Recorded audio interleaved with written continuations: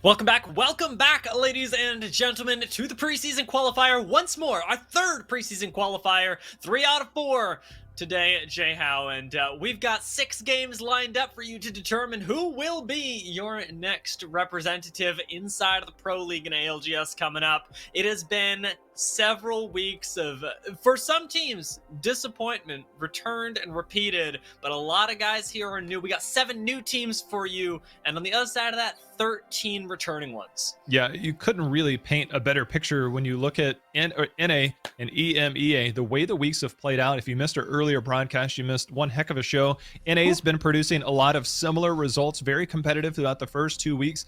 And we are a very loaded, as you said, with 13 teams returning.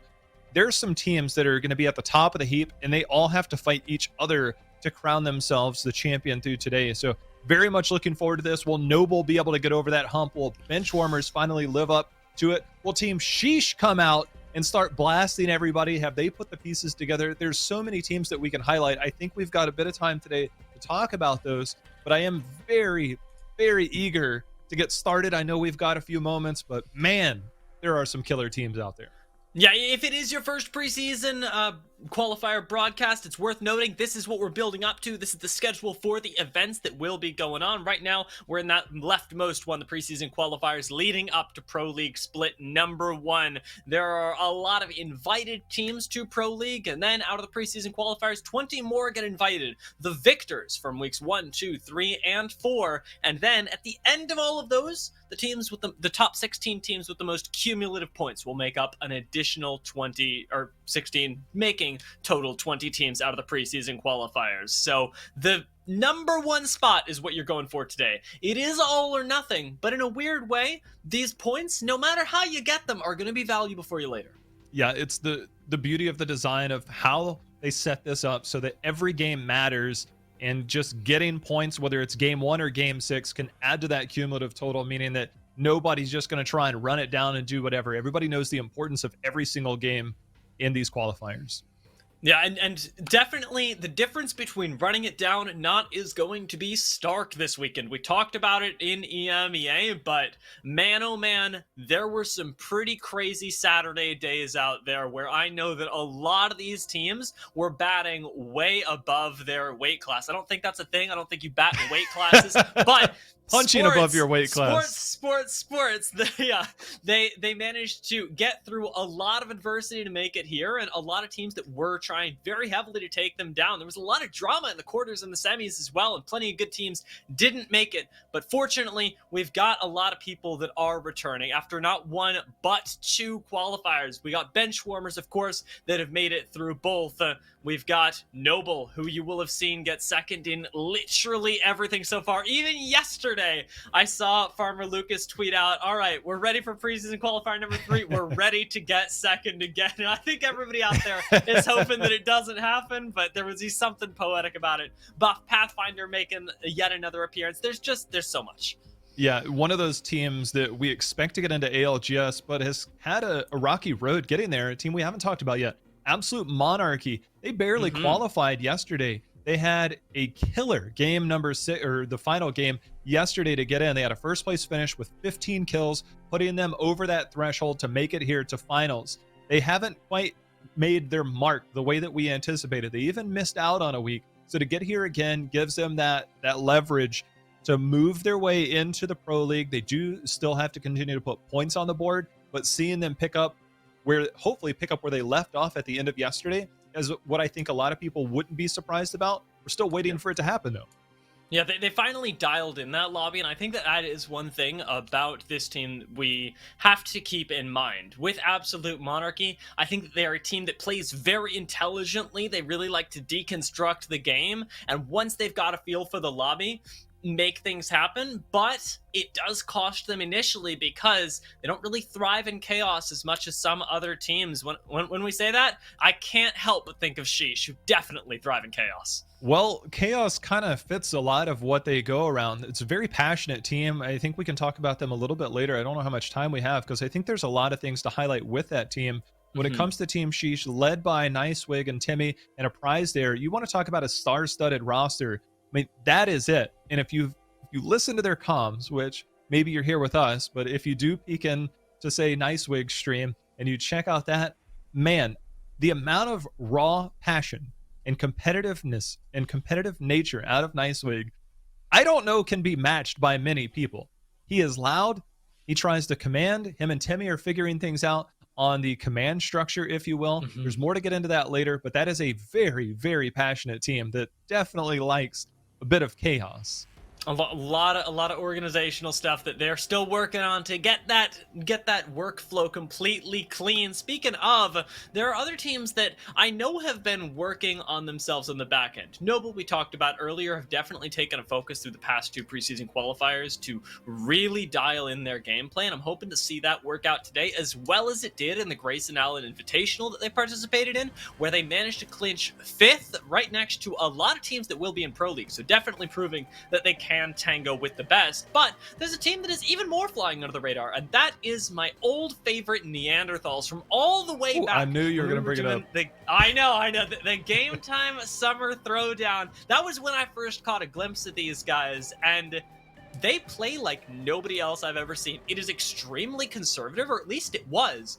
But in the last couple weeks, I've seen this team grow to a point where they really are able to sort of take fights in a way that they didn't seem comfortable with a few months ago. Well, I think you're onto something, but I do think there's a lot of room for them to grow, but they have shown clear signs of growth. If you go back, they are a team that will get an early scan on that or try and read the zone. If they don't get a scan, they will sprint wherever the middle of where they think that's going to be, and they will plant themselves in there. They do not come out, and they will stay there. The results from this weekend, or yesterday in particular, kind of reflect that. They had some really high finishes, but I think the most kills they got in one game was 4 or 5, where you see other teams, they can reel off 7, 8, 10 kills while still getting a top 5 finish and get more points. Or a team that comes in like Absolute Monarchy at the end of yesterday, 15 kills and a first place finish. You don't really see Neanderthals pop off the way some of the other teams do. But it doesn't matter how you get your points as long as you get your points. And if you consider if they make it into ALGS, and you consider the ALGS point format where you get past a threshold, then you have to win a game, they're kind of suited to do that. You will be dealing with much tougher teams in that situation. So I do want to see Neanderthals evolve a little more, but they are finding ways to get those points to potentially secure one of those spots. Yeah, and I really like seeing that from them. It's the thing that I've always liked, is that at the very least they know how they want to play the game. But you talked about evolution, and I gotta bring up a team that I am really hoping pulls out something special for us, because Moaners are back, all the way back from just last week, preseason qualifier number 2, where they made their debut. And I will be honest, it didn't look great. They ended up getting 15th with 21 points, which ain't shabby. It isn't 20th, it isn't 19th, it's nowhere close. And they put points on the table, but I know that they've got more because of what they showed us yesterday. They were 5 points behind Noble in the semifinals, and for Moaners to have jumped that far in just 1 week is really impressive stuff. I want to see what they can show us today. We know a lot of these teams will play in various tournaments, continuing to work on their skills, hone their skills, and just try and cement themselves into the competitive scene. And you're going to have various degrees of success, but when you step into this tournament here, or the qualifiers throughout these 4 weeks, it is a very different pace. Everything is much more tense. There's a lot of tension. Games slow down even more than they would in other tournaments. So if you are going to find improvements, it comes by showing up 1 week, learning from that, and seeing if you make that progress. And they're one of those teams that have made that progress. Definitely so, as we are going to be dropping onto World's Edge for the first time today. It looks like Geyser will finally have some occupants, Jay Howe, is. All throughout all of EMEA this morning, we didn't see that zone touched, but now that Noble are in the lobby, you know that it's going to be occupied. They're dropping in, and we're going to see what ends up being contested, if anything, because there's not a whole lot of zone overlap between these teams. They're not nearly as much as there was in EMEA, but always is there the potential for things to break out early, especially. Noble has a very unique approach. They're actually met with some resistance. They like to land in No Name, just east of Fraggy. So if you're looking at it, you'll see Force What in there. That's normally where Noble likes to land, because there's generally a beacon on that garage building. They're forced off of that. So they use that to get a lot of early information to control their rotations. Not able to make that same play that we would normally see from Noble, We'll see how they approach that in future rounds. But right there, you can see already shaking things up. And Bench Warmers, another team that doesn't land too far away, but yet another favorite for today. Have had a pretty easy time of it through the quarters and the semis, now making it onwards to the finals. I'm always really impressed by listening into their shot calling, and I'm even more impressed when we get Rambo with that charge rifle. Now all we need is the 3x scope, and we will be good to go. Leafy had a 6x there. Yeah, well, he might have dropped that. We'll see if he does find that 3x, but certainly something that Rambo has made a name for himself throughout the qualifiers. You see him on that, charging up those shields for his teammates whenever is needed. I will say, depending on what zone you're in, charge rifle could be a good or bad thing. If you anticipate more close range, we've seen him get some of that damage up on those shields pretty easily, even in close quarters when we saw them in frag. But more open areas, more success potential.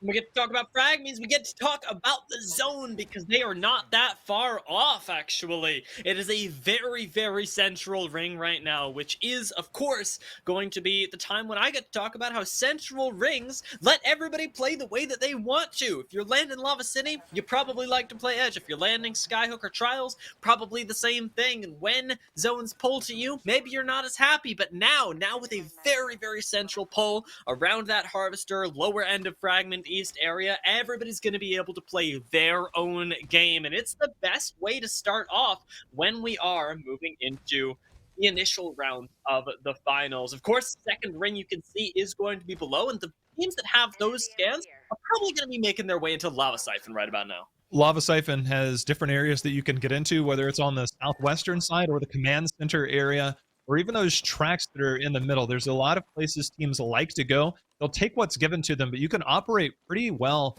throughout those and efficiently for third parties or to hold off teams. The new Lava Siphon, I think people are much more in favorable of because of those different ways you can play this area. So those teams will make it in. I want to go back to the point you said, though, about teams being able to play the way that they want. One of the biggest talking points out of the last week with the Valkyrie meta is just how difficult some of the teams might have made it for themselves and how teams are figuring out how best to use Valkyrie. Yeah, it's been a really big thing, especially in those later zones, as to whether you can actually manage to use the ultimate, because it does provide an immense amount of value, but at the same time, it puts both you and sometimes others at risk. Even now, bad boys landing inside of this building have really taken a gamble that nobody else is there and ready for them, because if, say, Sign Us Please were waiting for them, they would certainly be dead, because there's no way to play around it, really. You know you're there. Otama, though, playing around things in their own way, have tossed some of their arc stars in and are really finding a lot of damage here, surprisingly. With Dome going down, Vize's going to poke his head out. So Tama, definitely a ragtag bunch of individuals willing to scrap it out wherever it may be. G7, formerly of Lazarus, making his way around on the Caustic, as Vize, formerly of Elevate as well, finds a nice laser with the R99, but hasn't converted any kills just yet. Things are really, really slowing down in this fight, as nobody wants to give up this building. This building, if it does pull here, will be a point of contention for several teams that want to make their way in. But Otama is one of those teams, when we talk about progression and teams that are on the rise, Otama, it might be sitting at the top in terms of most improved teams. Getting this team together, as you said, formerly of other teams and putting themselves, they've really been trending in the right direction lately, including yesterday. So Otama looking for one of those ALGS spots and very well is well down that path.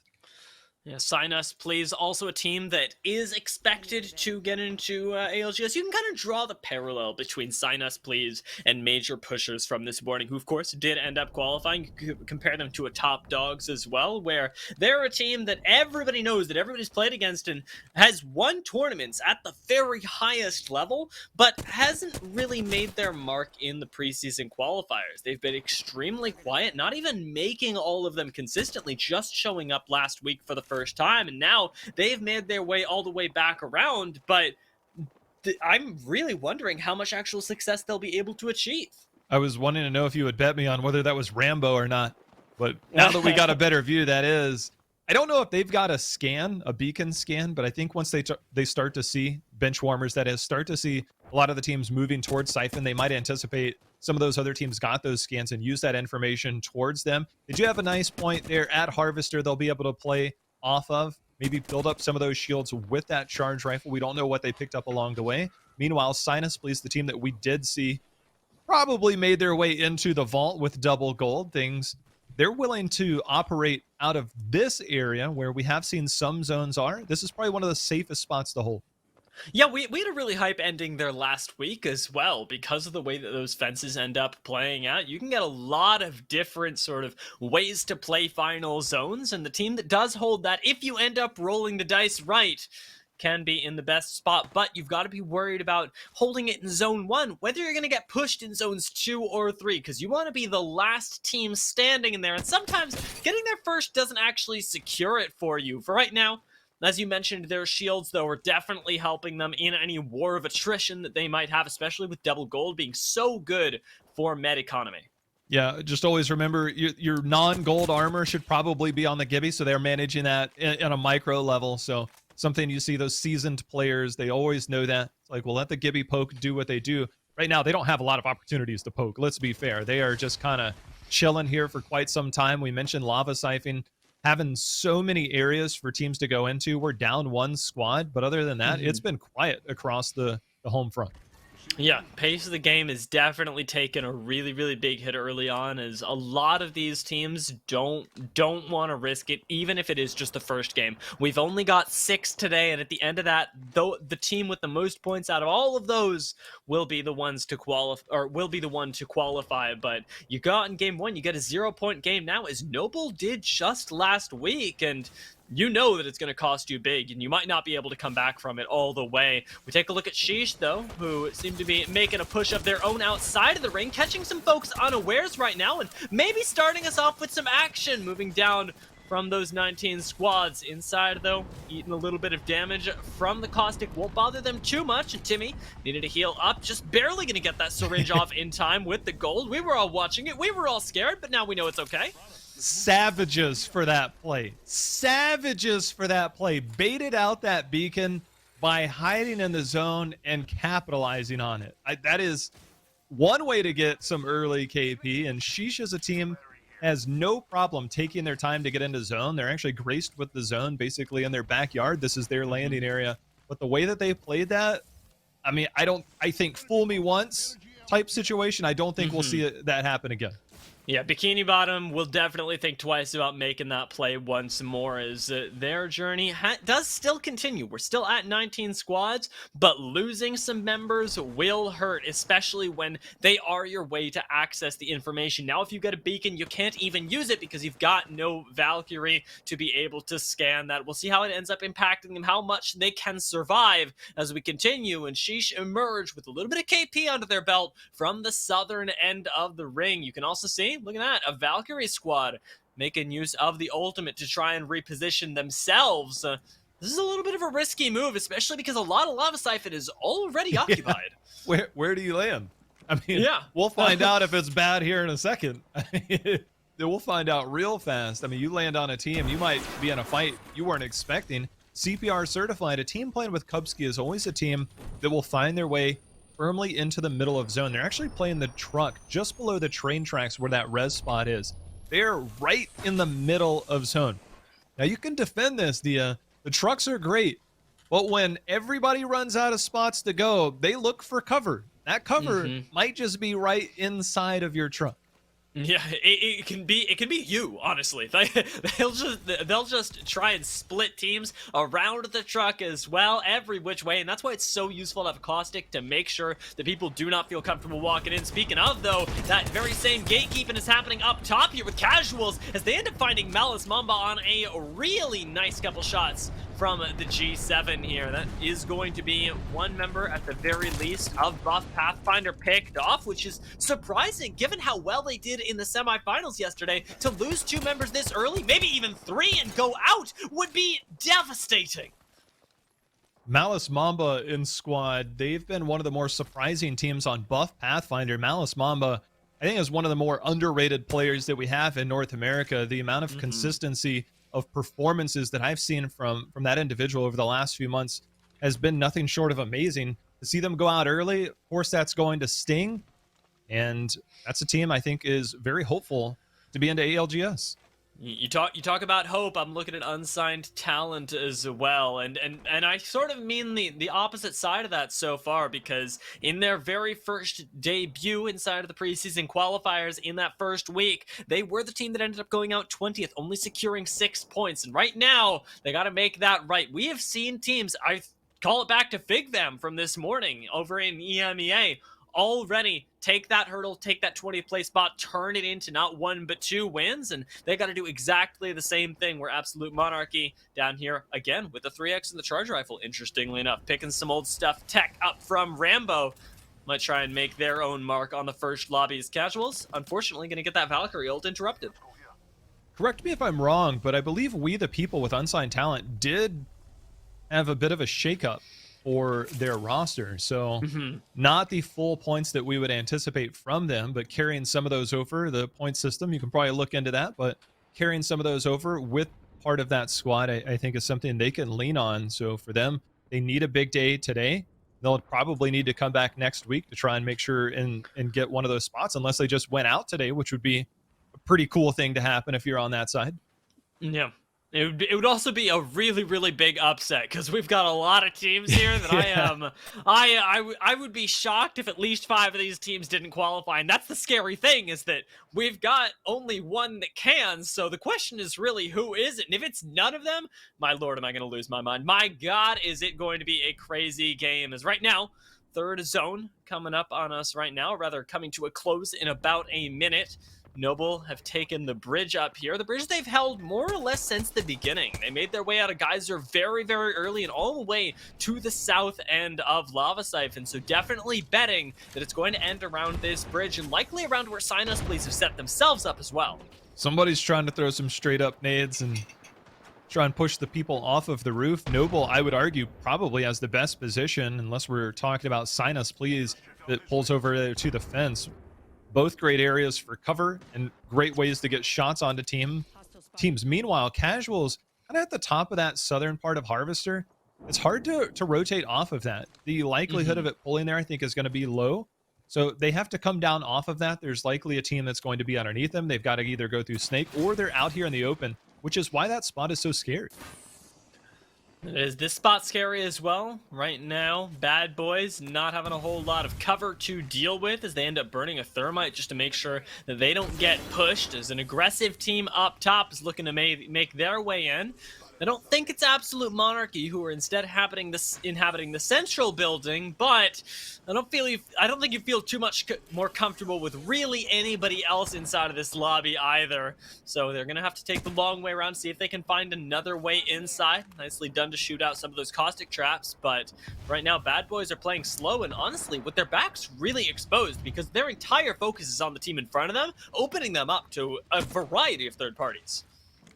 Yeah, with this many teams left, I think it's very likely that there could be a team rotating around or behind them or see them out in the open. They do find a way in. Lava Siphon gets very congested. And I want to know how many teams are willing to make that early Hail Mary Valkyrie play to maybe try and get into the zone. When you have to run out and you don't have those ult opportunities, and you're talking about round 4, it just kind of becomes a bloodbath. One team comes off the roof, one team comes off middle, one team comes off the bottom. There could be 2 on the bottom. That's when these zones go from really good because it looks good long term, but then the zone pulls, which we're about to see right now, very far away. Oh, and Lord. now and Noble, Sinus Please, and CPR certified now hold the prime real estate, which is very, very limited. There's the southwest spot right underneath those train tracks. If you can kind of see the worn in tracks, you can play under there, which is looks like that's where you're going to get Sheesh going. That's another prime spot. They can operate coming up from there. Those are the key areas where those teams are safe. All the other teams now that you have in Lava Siphon in the tunnel, I mean, it's going to be chaos. It really is. I am scared for this next round closing. Is taking a look at the map right now. I believe we've got Sheesh operating as a 2-man, unless I'm mistaken. Unless I'm really way more blind than I thought I was. I only saw two too. I was hoping you could confirm that. Yeah. Okay, I'm gonna say that we've confirmed each other here because that is also a risky scenario. Absolute Monarchy full sending it with the Valkyrie right now. This is something a lot of teams are afraid of. They could get landed on themselves, but as they pop out onto the bridge, already under fire. Sung does not have any HP to work, but he hasn't been knocked just yet. Tempest rains down fire from above, finding some shots, but will not actually get any knocks. So nobody giving up their positioning to actually finish off those kills means Absolute Monarchy get away with that rotation for free. They must have used their bubble to get that off, and they did not have it when it landed. Very scary. The fact that they survived, great for now. For how much longer, we don't know. There might be a couple of other Valkyrie teams trying to join that position. To the south is Sheesh, what we had seen previously. I'm trying to see from highlights whether I do see a third body or not, but sign us please now. They banked on this spot being dominant. They don't have the KP to show for it, but my goodness, are they in the best spot. I think that they're about to, honestly, because this is really difficult stuff to push, and they've got a lot of star-studded teams around them that, in a way, keep them safe as well, because to access that spot, you gotta go through Absolute Monarchy, you're likely gonna have to go through Benchwarmers, you gotta go through Noble, you gotta go through everybody, and Benchwarmers themselves, they're even having a difficult time pushing up here, as they end up losing a member in the process. Knocked goes down, but they do end up finding a lot of KPs. You can see that left side of your screen light up. No, it was right. I'm bad with directions. They have just enough cover. That was the Jibby. It was knocked, so you don't have the bubble res that you normally would. Meanwhile, bullets galore going out. Does Synced also have a Kraber? Did I see that in the kill feed correctly? My goodness, it is a bloodbath. Where do you go from here as shots are raining down across this zone? Noble, the team up on top of the tracks, not sure if they survive. So much action has gone in here. We're gonna have to wait to see when the dust settles as Benchwarmers coming in here trying to get some more KP running underneath the tracks. They're taking full advantage of the chaos right now, but the Prowler is not doing it for Noct as he ends up falling, and it's up to his team to once again find this fight win. Rambo finishes it off, getting the first knocks right there, and it seems like they'll be safe for now. No third parties incoming just yet, as we see in the kill feed that Kraber that you talked about, Synced finding Sung and knocking out a member of Absolute Monarchy. As Noble also suffering some losses right now as the lobby really does devolve very quickly. Rakanishu, the only member that seems to be surviving, just kind of peeking around, and that's going to be down and out for Noble. Meanwhile, down here in the truck, CPR Certified is just kind of saying, hey, you know what? You guys fight it out. We'll see you in a little bit. And it's Timmy in the kill feed getting some action, taking out RCO. So she's still in it. Synced is now portaling forward, getting very aggressive here, Sinus, please, as we see the zone now right dead smack in the middle.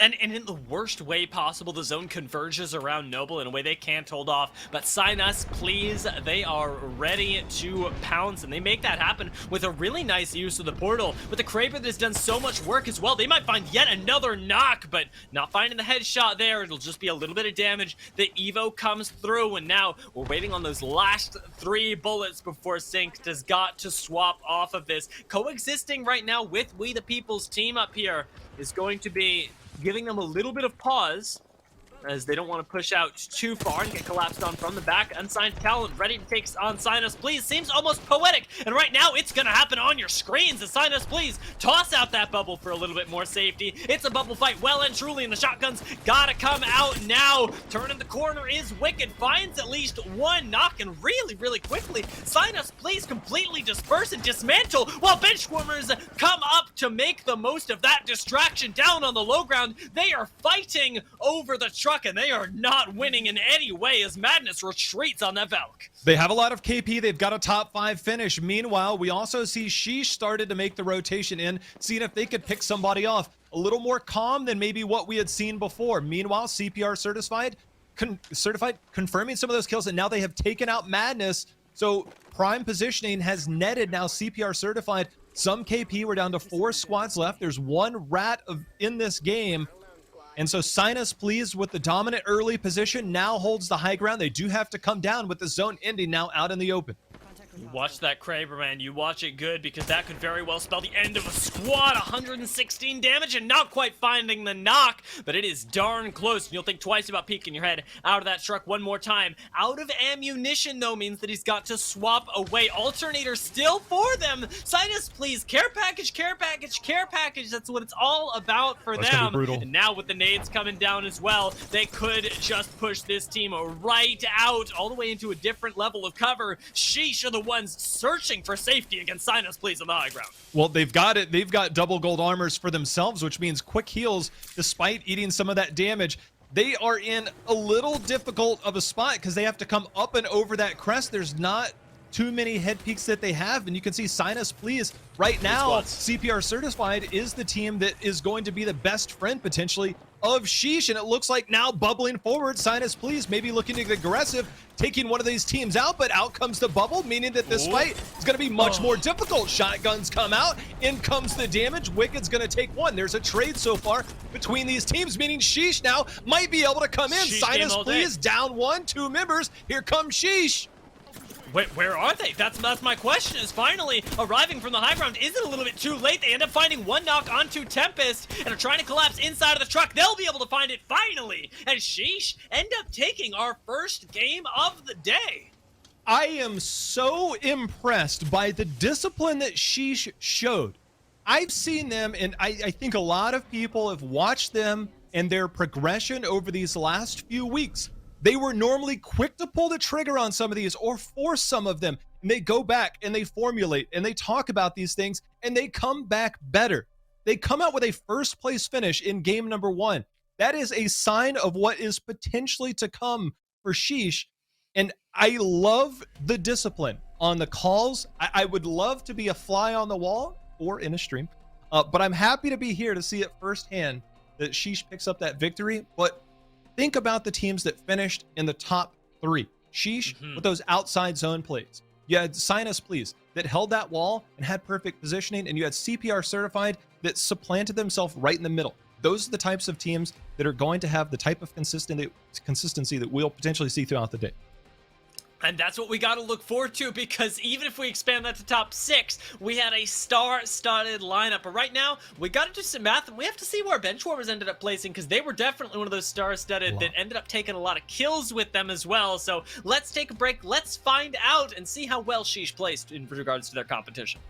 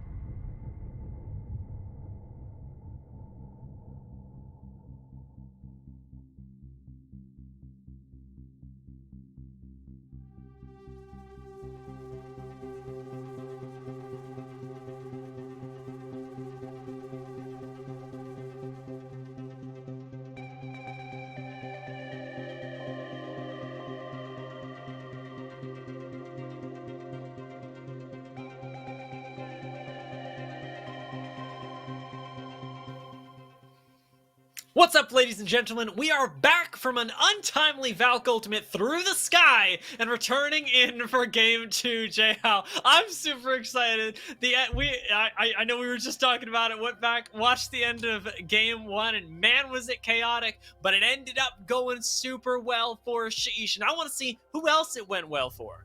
You got to imagine Benchwarmers racked up a lot of points, not necessarily by placement, but by KP. So when we do see those standings, I wouldn't be surprised if we see Benchwarmers a little higher, maybe not as high as I thought, but it's Sheesh coming out big 21-point games. Sign us, please. A team noticeably quiet with that comp based on positioning, but they actually got a lot of KP there, giving them a nice second place finish to go with them.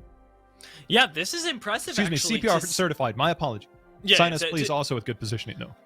That's the thing. That is in those top 3, it's all the squads that had really, really nice spots approaching the final zone. And actually, as we saw the map, with the exception of Sheesh that ended up flying in on the side and really sort of making themselves a home in the midst of what didn't seem like the best spot on the map. They were all the way south. They were sort of out of the way of everything, but ended up coming in at the last moment and stealing this one away. Now, 4 points of lead. It isn't too much to work with, of course, but it's a great start. I'd just like to point out, team that you mentioned earlier, team that likes placement in terms of where they position themselves, Neanderthals, not exactly the highest placement. They actually had 7 kills. That's the most kills that I think they had all weekend. Most notably yesterday in the semifinals. So for them, I think that's a great sign to say, hey, you know what? Maybe we can do some of this killing thing as well as getting some of those high placements. They're going to need to do that here as we get ready for game number 2. I'm telling you, man, they're getting more comfortable with it. I'm happy to see it, but they got to get the placement points attached to it. I know these guys can predict zones, but it is really, really hard in a lobby of a bunch of other folks that very clearly can as well. We're going to take to the skies for our second game of the day. 2 out of 6 going to be coming at you soon, and this is where we got to look for these teams to, of course, course correct if they had an errant game 1. I think here specifically, I'm looking at Noble, who will have surprised themselves by not placing top 3. Noble just had their positioning was so good that everybody wanted it, and with all the Valkyrie ults, you either go below or you go above, and there's really not room for either. Then you just get bombarded with ults and nades. It's almost impossible to hold that early. I think Noble recognizes that. That was pretty tough. So I don't know how that'll go. I'm actually watching them right now as well, whether we see Noble try and land to get that scan. It looks like they're going to be able to get the scan this time at No Name there on the eastern side of the map, just east of Fraggy. So I think they do get it this time around. So Impulse will be able to play around with that information much easier. I think it's nice that they're kind of handshaking as well, but there's not actually that much contest going. Nobody's landing on top of Yuban for bad boys and trying to push Noble out. Everybody knows what's happening here. It's just about the ring scan that will get out of your hair. So it seems like the division of loot is going to be fair and equitable, and as we move forward in the games, Noble will likely be able to continue picking up those ring scans by using Impulse to do so. Sign us, please, over here. Landing up north by Countdown. Also going to be making their rotation down. Might pop up to Trials as well, as we saw them do that just last game to get a little bit of loot. They have got plenty of it, though. Shooting down a nice gold cargo bot and can move themselves into the ring that isn't that far away. Sign us, please. Another great exit. You're always going to have armors from down below. I don't think I would anticipate having double purple gold heavy mag, I believe, fell in there as well for one of the members. So coming out of here very looted. Saw the positioning for them in game number 1. Could be a very similar one. And you know, I saw Sheesh over there with the beacon in their zone. I doubt they'll be able to play the same game they did last time with that early sneaky kill on the beacon. And this time we're going much further west, all the way over to Thermal. Yeah, they got to get going a little bit earlier on now to move themselves inside of the zone. They will have gotten that scan off of launch site, and I think that the earlier you can get to Thermal, the more you can move yourself over to the southwest, the better, because those spots are very, very difficult to contest, and there are honestly a lot of zones that end very close. CPR certified already. They are on that hype train and are moving themselves as fast as they can, boogieing down towards this second zone that we did get scanned. So we'll be very, very close to the thermal home. And we also saw a zone like this over in EMEA this morning. So maybe it plays out the same way. The thermal ones are always so tricky on whether it pulls really far southwest, whether it's closer towards those buildings on the high ground across that lava. Either way means that one of those teams gets held out. It's a very well-designed area to create so many different moments. Despite being in the same general vicinity, one different zone in a slightly different area can spell a completely different game. So with a team that we just saw flying in there, we normally see teams try and hold that choke. Will they try and hold the God spot and hold that choke for a long time? Or do they value maybe a little bit deeper positioning? Things like that will really reflect on the later stages of the game. And the other thing that tends to reflect not so much on the stage of the game, but the teams, is where they end up choosing to hold. Is right now, CIMG make a little bit of a risky move, but don't get punished for it too much just yet. Dome is going to come out and buy them a little bit more safety, but the problem is that they're stuck in the crossfire and actually have to just full-on retreat here. It doesn't cost them, but it is something that will haunt them on their way out, as now seeing a Valkyrie team fly right up over them, maybe making the same mistake that they did moments ago. Oh my, that's not a good landing. What is this? No. You killed that. You killed that 100% of the time. Bad boys surround this right now, throwing down a laser with the R301 CIMG. They're the ones in trouble right now. Already having lost one member, now they lose two. It's two different teams that are pushing them together and tearing them apart. If you ever kind of wondered why you saw the chatter around Valkyrie ults after the first real week of the new meta, I think this is what people would point to, is that people just kind of think they can fly in early. But the traditional rotations of just moving in seem to be kind of a thing of the past while people experiment. These are all learning moments, but they are painful learning moments. Yeah, this one is going to hurt quite a bit, as it's likely going to be the end of your journey in the second game. Taking out as many as they can here. Hero trying to find the thirst right now. As we can see in the kill feed, we've got some other action going on. It seems like Sinus Please are getting some nice early KP for themselves, as we finally get Force What finished off, and that's going to be the end of Bad Boys' journey, at least in the second game. We'll see how they end up coming back. For right now, Lonely fans, though, they're the ones that benefit with a nice amount of KP to bolster them on their way out. Man, what a start. Sheesh coming in here. Sheesh, a team that is sometimes notoriously late. They are content with playing around the Valkyrie ult. I think they're more strategic in how they play. We saw two teams in the air. When you said there's a team up, I casually just saw another. It's like watching planes fly over in a busy city. You're like, oh, that's more than one plane. What trajectory are they on? And when you had the first team land directly on another team and then two teams land on you, I think these teams are going to have to reevaluate how they use those, because that is really crazy, man. That is not something you should normally see. It's really risky, yeah. Like, just this sort of reckless abandon with which you have to throw yourself in on a Valkyrie ult at times can catch teams unawares. Right now, Sheesh are definitely taking their time a little bit more, trying to make their way into a better place in Thermal than right around the outskirts right now. Seem to be valuing the movement more centrally towards the tower than anything else, than maybe the southwestern area that I had expected. While Lonely fans, they are they are gatekeeping the northeastern side and making sure that nobody can push in here without their approval. Don't worry, Dia. They'll be guiding teams in another direction, like one of those traffic cops. Like, why don't you see your way over here? This road is closed. Unsigned Talent, team that we had mentioned in game number 1 with We the People being a big name within the Apex community, bringing together Prodigy Aces and Nelson. They hold the high ground on the fence that a lot of teams like to have.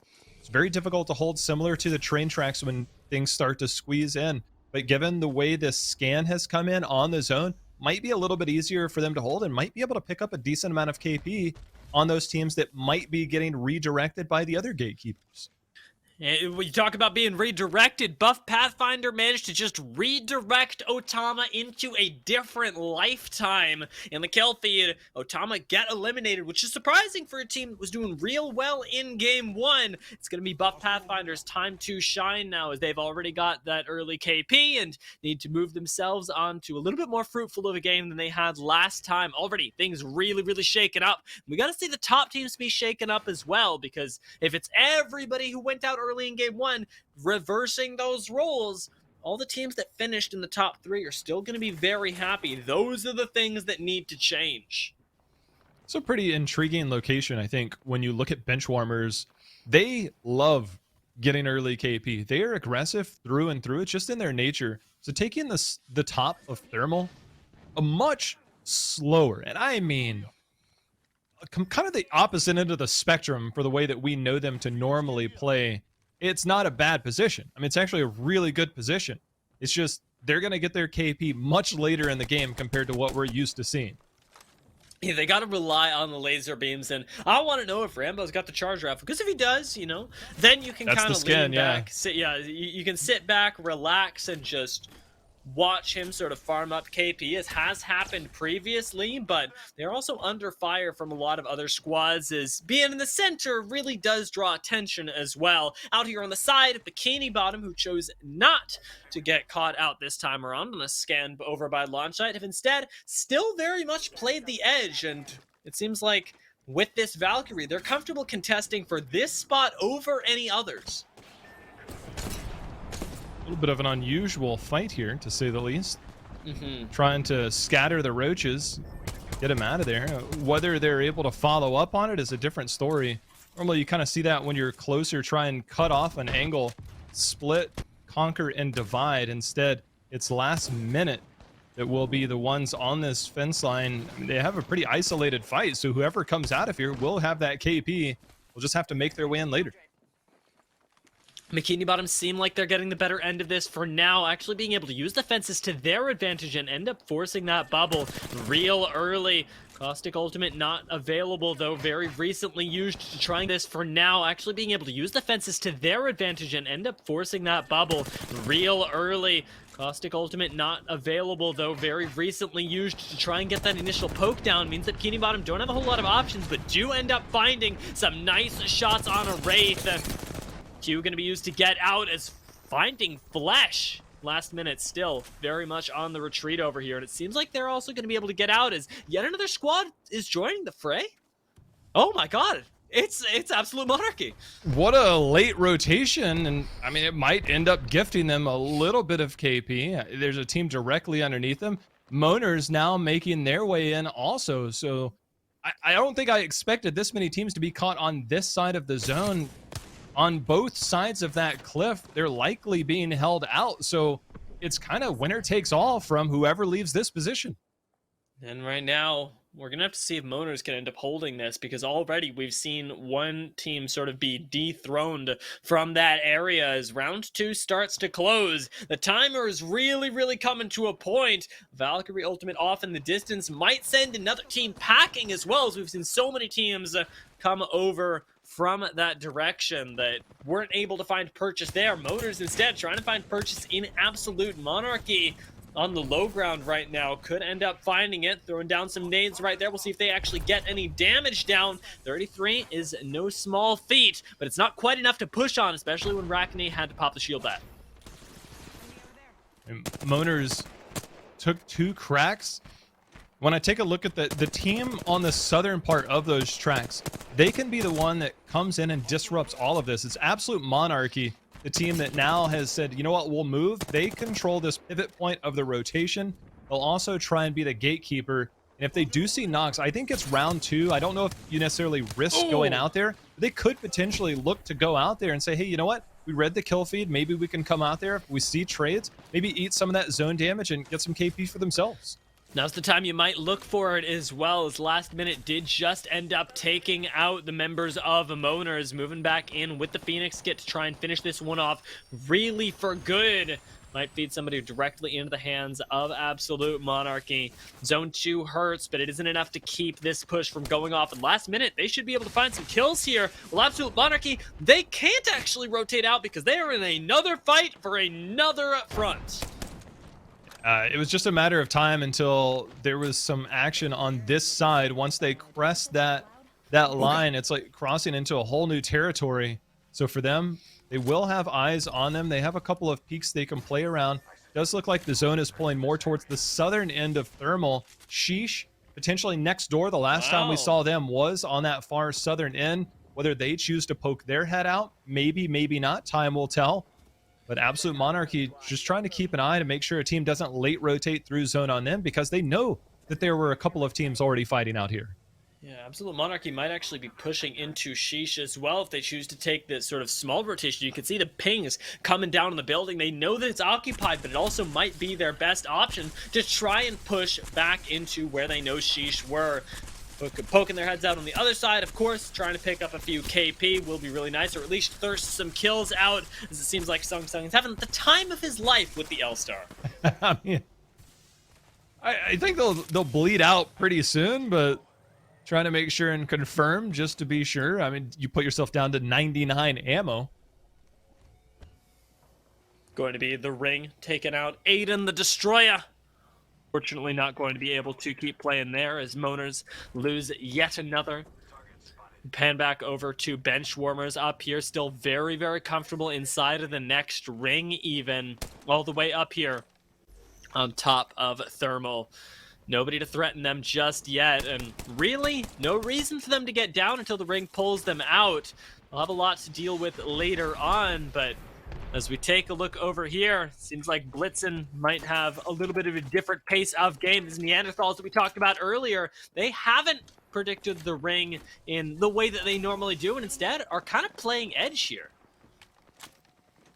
There's a couple of zones that kind of end directly, kind of straight into the front.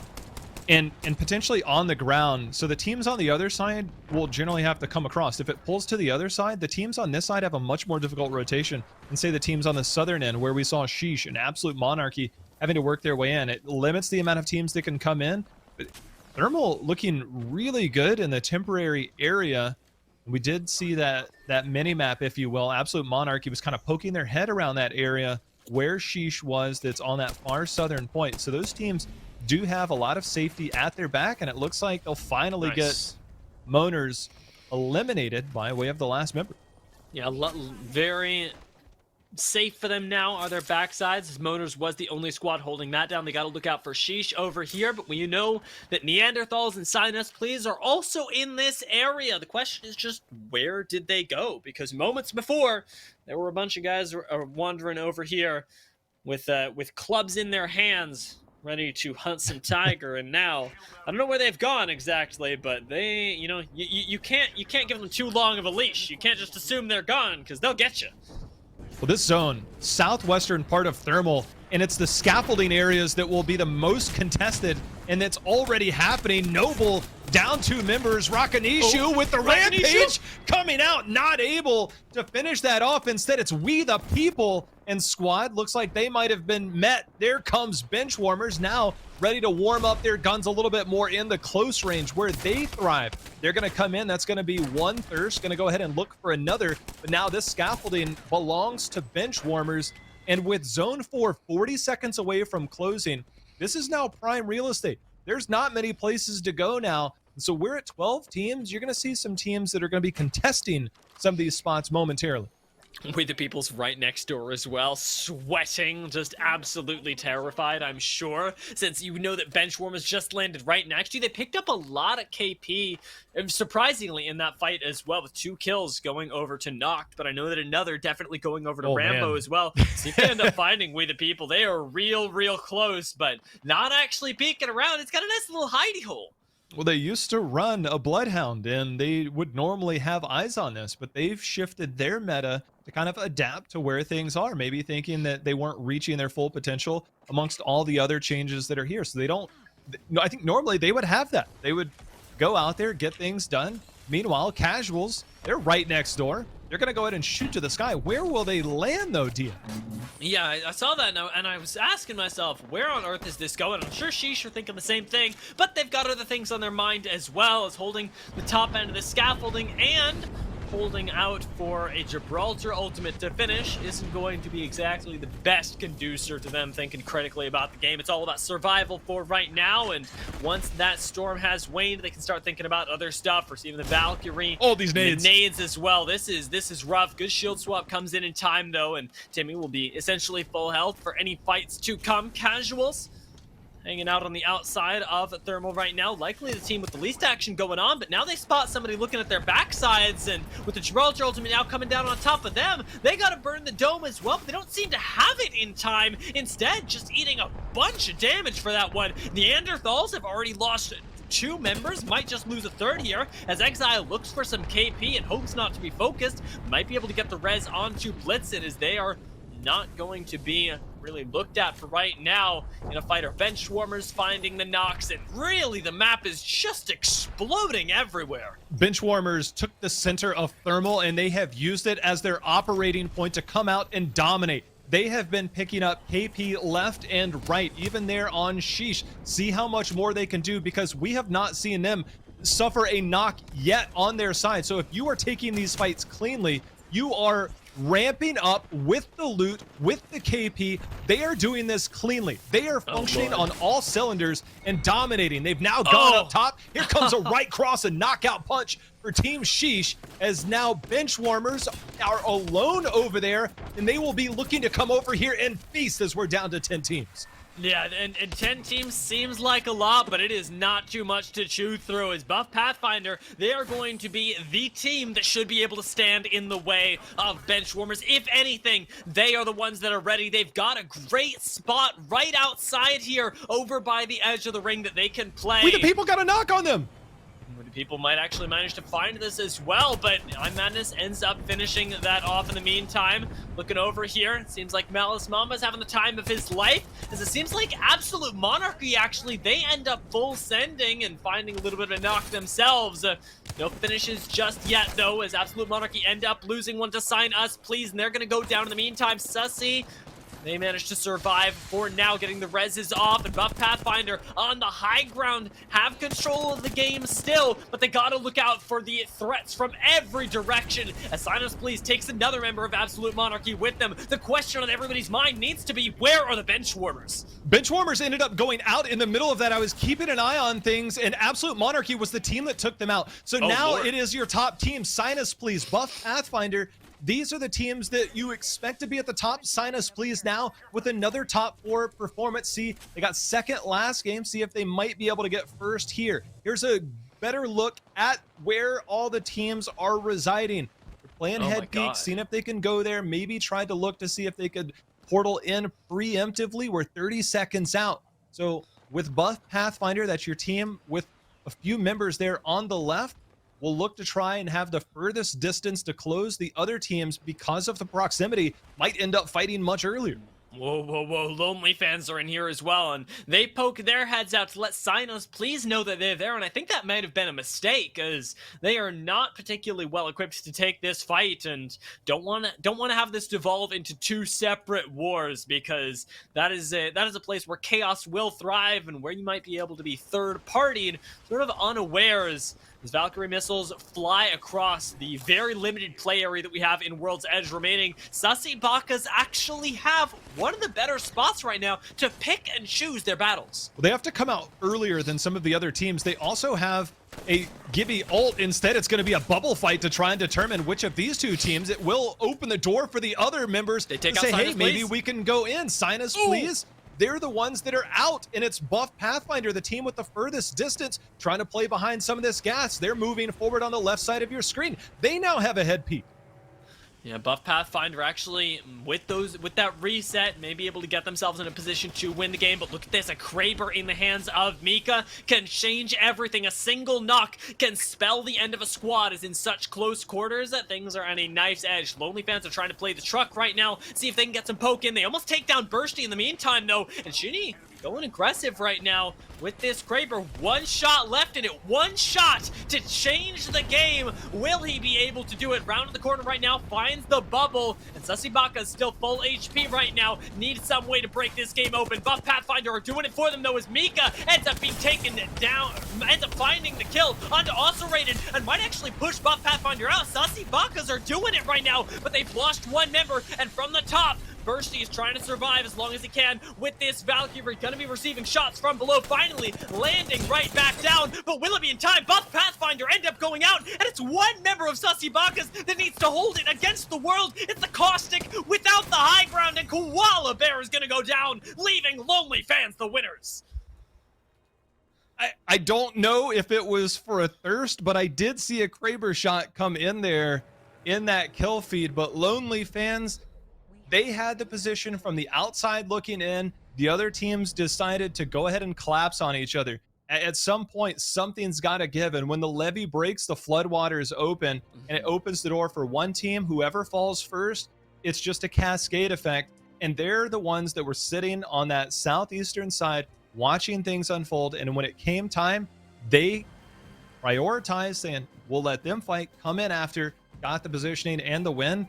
But man, Sussy, what a very stellar game from that squad. I think people are mixed on what's going to happen with this team. We know they're starting to get a lot more recognition. I think that's a big game for them as well.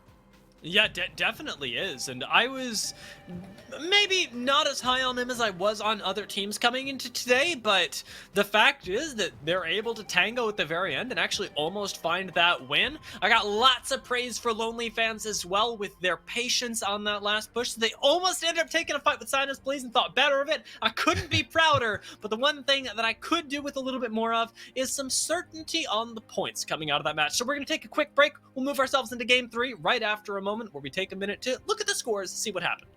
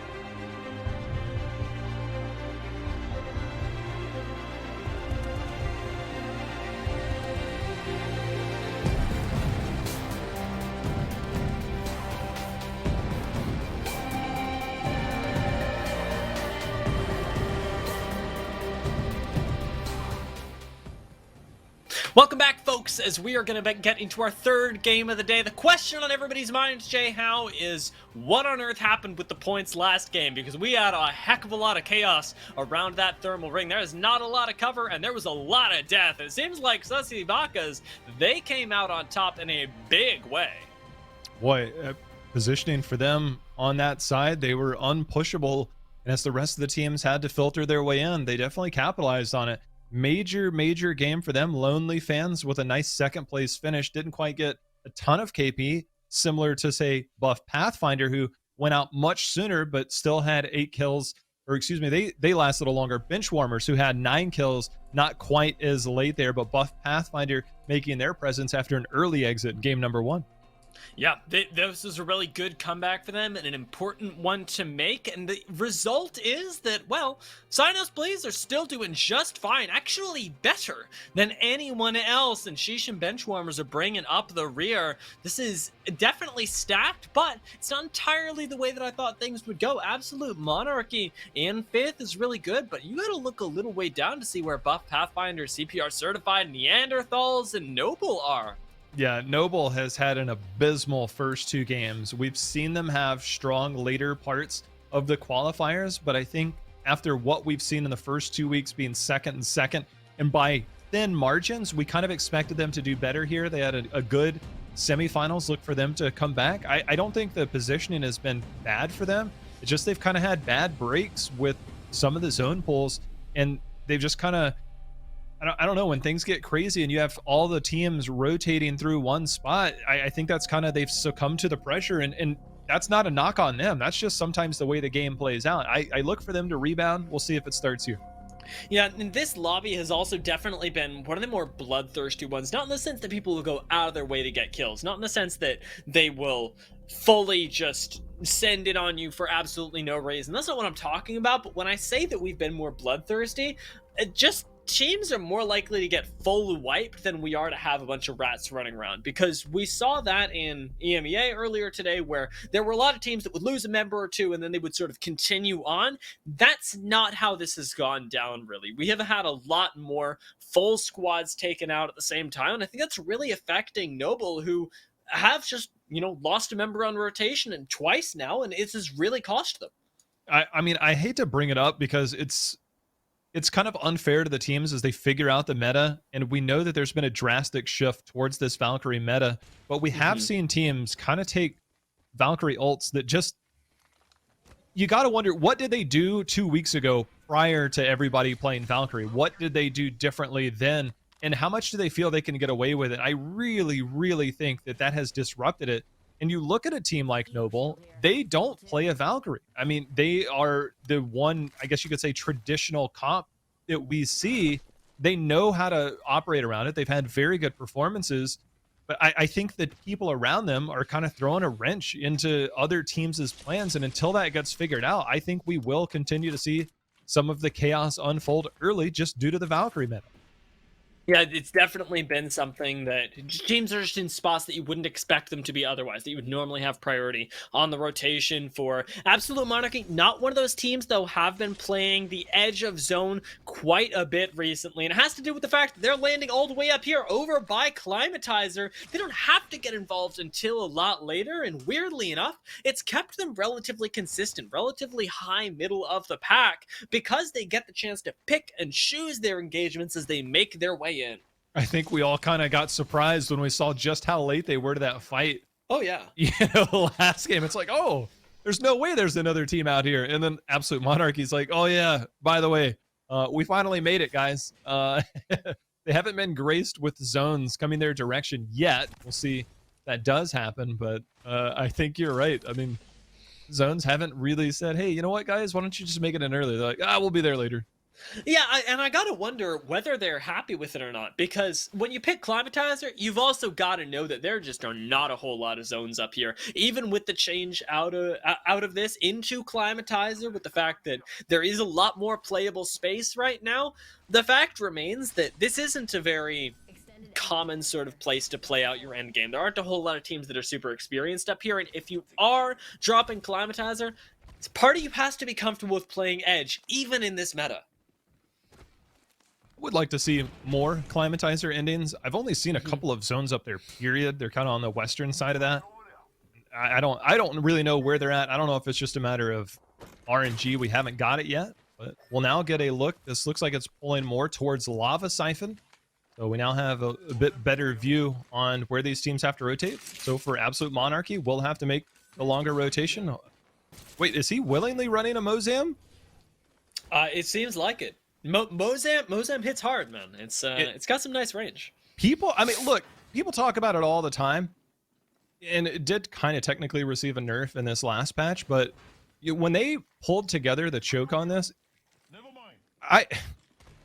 I'm not going to be surprised as I would be 6 months ago. All right, I'm just going to leave it at that. I don't. Maybe they find an Eva down the road and that thing takes a hike, but over a Mastiff, there are people that have been hypothesizing, if you will, that maybe the Mozam shows itself. See if that ends up being the right move. As over here, Benchwarmers, they've made the right move and taken on a team with a little bit too much data on their hands. Sheeny ends up falling for the sin of trying to figure out where the next ring would be, and Benchwarmers, they're going to have priority over that information and very quickly figure out that they probably got to leave soon. Benchwarmers makes this rotation all the time to go through here. Coming down from frag, see some damage. We did see another team kind of on the top here, essentially paying them a visit, so they'll have the 1 KP. And it looks like Koala Bear and team are the ones kind of coming in.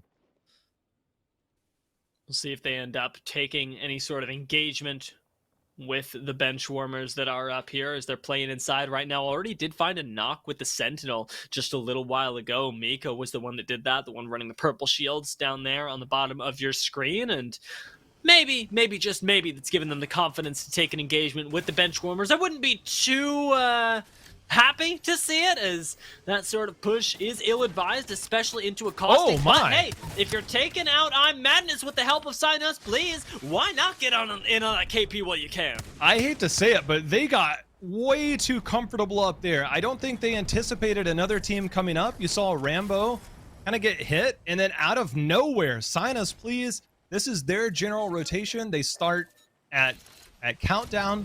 They come down through landslide, and they normally rotate through this choke. Benchwarmers normally comes through Harvester. I think they just got comfortable up there, and when you get comfortable for even a half second, that's how quickly you can get punished. Well, I want to see whether that ends up actually fully punishing them as well, because Benchwarmers haven't been killed yet, just knocked. And Sign Us Please ended up leaving before they finished the job, prioritizing this rotation. You take a look at their maps, and I don't think that they've got read on next zone. I think they're playing this just like it's game one, but it isn't. We are pulling away from where Sign Us Please just landed, and they're going to have to start playing the bridge rather soon. It's hard to argue with the success that they've had, and Benchwarmers does recover from that. Nice. So not willing to commit to that. I think they knew that there were other teams within Harvester. I think without that scan on that beacon, I agree with you. I don't think they have a read on it. So they think if it is pulling to Harvester, then there's inevitably going to be a couple of teams in each choke. So it's hard to push that. I think that's why they kind of let them off the hook.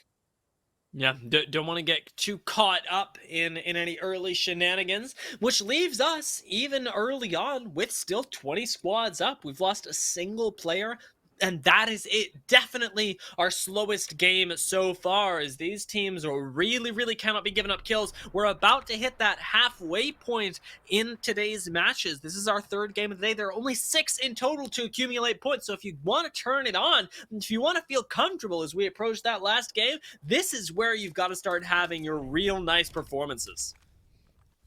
One of those teams being Noble. They do have themselves implanted directly in Lava Siphon and in the next zone. Manufacturing some KP is what they need to do. Meanwhile, down on the lower end, just below the tracks, Legacy MX under fire. They end up taking one with them as well.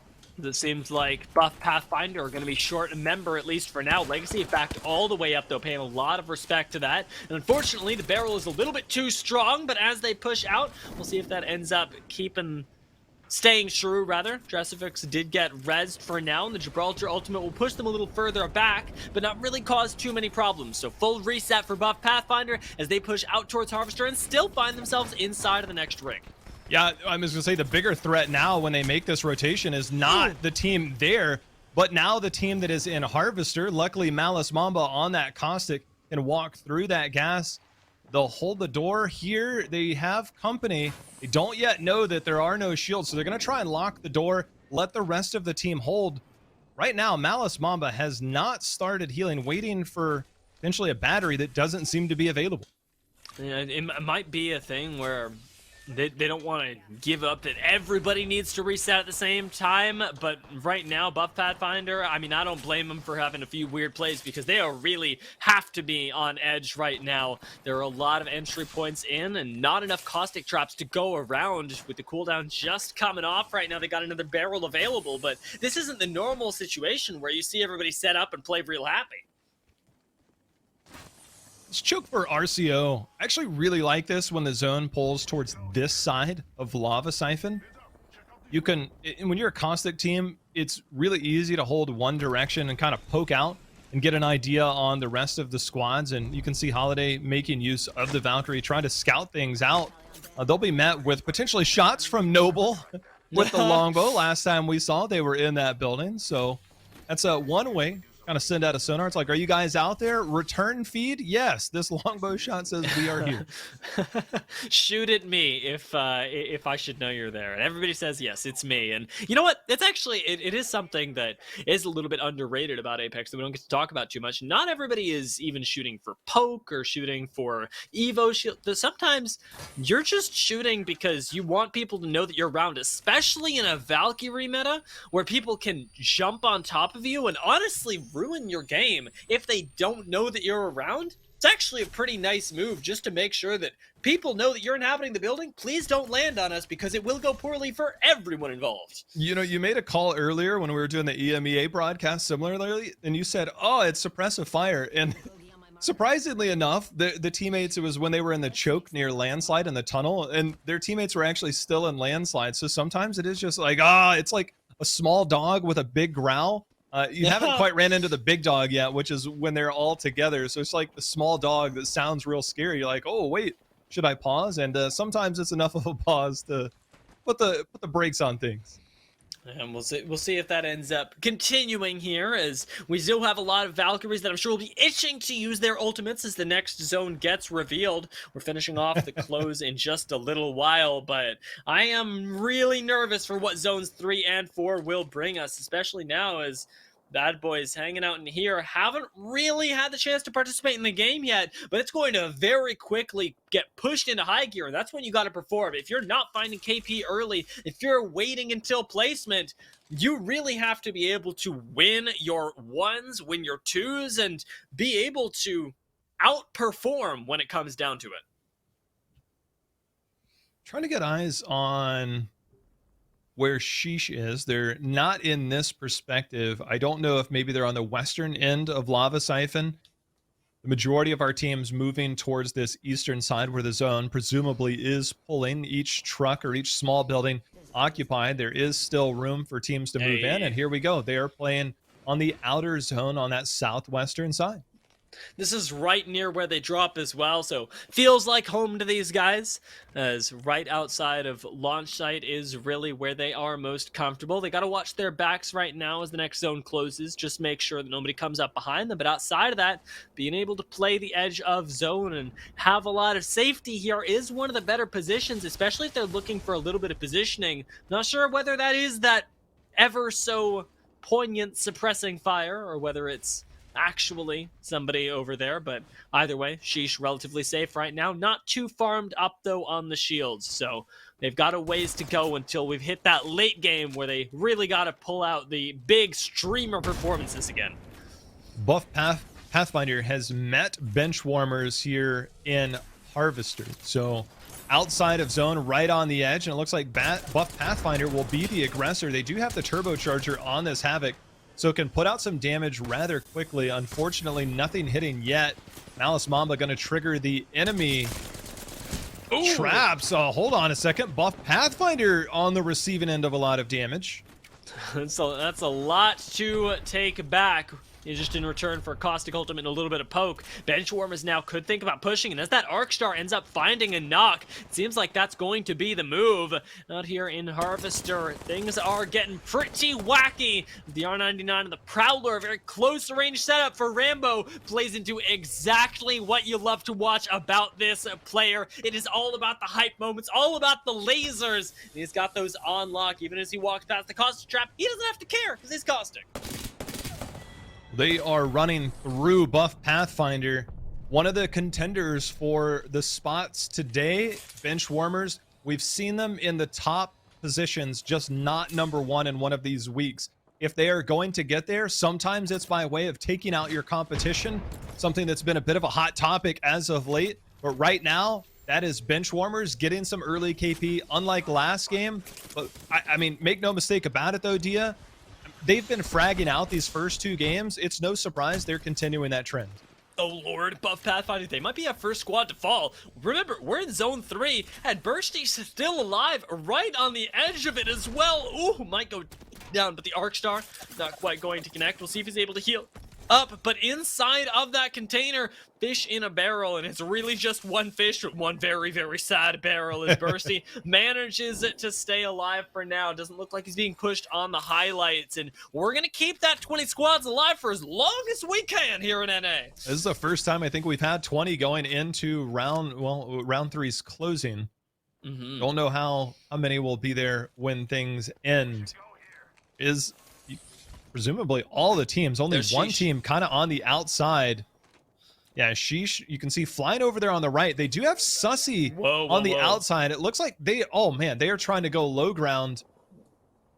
They're going under the bridge. What a flight path. What a flight path. Crazy. That was such an emotional roller coaster to watch them land as well, because we were like, no, don't land there, don't land there, don't land there. You can't do it. And finally, they managed to find a spot. It doesn't look like, at least kill feed wise, they've managed to go down just yet. Everybody still is holding out, still playing this game of chicken. But Benchwarmers, they're struggling to find their way in as they find a little bit of damage right here. Want to get that KP going, but end up getting ignited at the same time. Wicked from Sinus Police has gone down though, and Syncdes joins him, leaving just Tempest to fight with this wingman. Finds a nice headshot, but it isn't enough as Benchwarmers find themselves their first couple kills of the game and take the first squad out. I mean, this is a great spot to be long term. It's really hard to hold right now. Meanwhile, Sheesh actually lost a couple of members as well. Don't know if they'll be able to regroup, but keep your eye on the kill feed. The team is somewhat still alive, not fully out. Down goes a prize.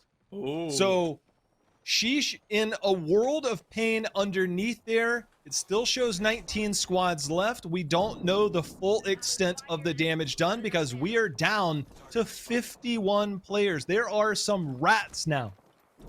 Yeah, we got to be keeping our eyes on Sheesh here as I want to see whether they're able to recuperate. Casuals seem to have held out on the side right now despite being very, very low HP as that side of the map certainly was beholden to some action. Noble, though, not in the same vein, have really been playing this one quite slow over by Lava Siphon and can continue to for a while now as this zone is really not going to push them out of their building either. This is normally where they like to play, but oftentimes you see them controlling the open space a little bit more. Off the back of the first two games, they have really reined in their playstyle and are super averse to risks this time around.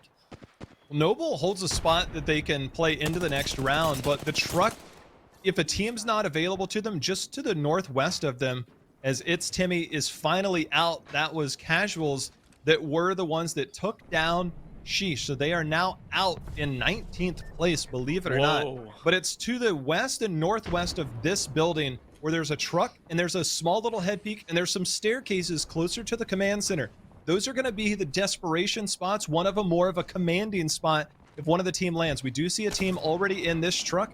It's the teams that will, that's the head peak right there. It leaves them exposed when you go in this early in round 4, but this is the time to try and move in.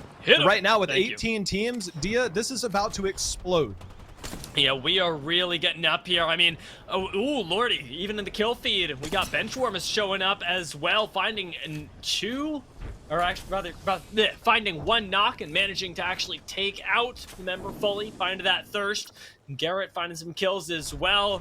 Rackney doing his work. So really, as people start to fight for spots, things and squads that get cut down very quickly, seems like Absolute Monarchy are making their way in as well. And Noct continues to find picks. This time onto Bursty, moving us down one more squad as Buff Pathfinder finally meet their end. Bonkers that we have 15 squads left, albeit potentially a rat or two with 49 players. The teams that are in this building, I mean, think about this zone and what's going to happen. That head peak I told you about underneath the staircase, just outside of there, those are the only ones that kind of have natural defense mechanisms to them. Everything else is out in the open. The truck that we saw, can you imagine if teams just decide this is our last hope? It's going to be insane. 15 squads, round number 5. This is crazy. I'm about to lose my mind, J-How. I know I do play-by-play, but being able to actually pick up on all of the action that is about to explode is seeming like it's going to be an impossible task, as right now, everybody in the lobby has got to be thinking the same thing. I can't believe we have to go through 15 more squads. I can't believe we've been in here for so long, and we could still go out without a single point to our name. Bad Boys trying to avoid that right now, and Neanderthals up here, right in actually one of the better spots, at least for the early zone control. Are going to have to decide what they want to do with this roof. They're one of the only teams running the Octane right now, and they can relocate very, very quickly. If you are a fan of violence, we are moments away from what might be the bloodiest round that you will see in any game. Tunnel now occupied. The teams that are in this building will spill out on top of each other. Lonely Fans down to a duo. They have a team right on the other side of them that doesn't see them yet. Here comes some shots. That's going to be Hero getting some damage in, but they are now going to have a team collapse on top of them. Hop right over. What a play here. Won't be enough to keep them alive, and the rest is about to unfold. Okay, Blueberry still needs to push right out, and that's difficult, especially because the dome has gone down. I think that the res has come in the meantime, but look at the Gibraltar ultimate raining down from the sky. It really does rain cats and dogs here on World's Edge, and now we are into it, is in the kill feed. Another full squad wipe comes through, not just for Absolute Monarchy, but for the bench warmers as well. We got kills left, right, and center, and the rain from hell has not stopped yet. Still more! Look at where Noble are playing as well. They're right in the center of all of it. Well, from the side, we got everybody on Neanderthals trying to make their way in. 8 of the Destroyers fighting for his life, using the Wraith Q to try and reposition, try and get to safety. Looks like he's gotten out away from the jaws of Absolute Monarchy, and Lonely Fans are not so lucky as Otama pushes right back in to finish them off, but eats the Arc Star in return. They go out, and Absolute Monarchy finish off that side of the map. Noble take another. Benchwarmers are coming from behind. Koala and Mika are lost in the sauce in the center, and the Sussy Bakas are being cornered on all sides. They can't find safety, and they gotta push down, but they're right into the jaws of the Neanderthals. There is no safe place on World's Edge, not till we cut these squads down by half. Down to 6, and it will fall rapidly. The teams, there's been pure violence throughout this. All the ultimates were used. Keep a look at the top right of your screen. Benchwarmers still in this. Absolute Monarchy at the top left. Those are the two teams. And you've got Noble on the bottom right. They took over the truck. They have to come out before everybody else, so they'll be in the sight lines. So will Benchwarmers. Look for them to potentially fight each other. They've got shots going right now, down to 1.5 minutes. Bubbling forward is going to be Noble. It looks like an Arc Star was eaten.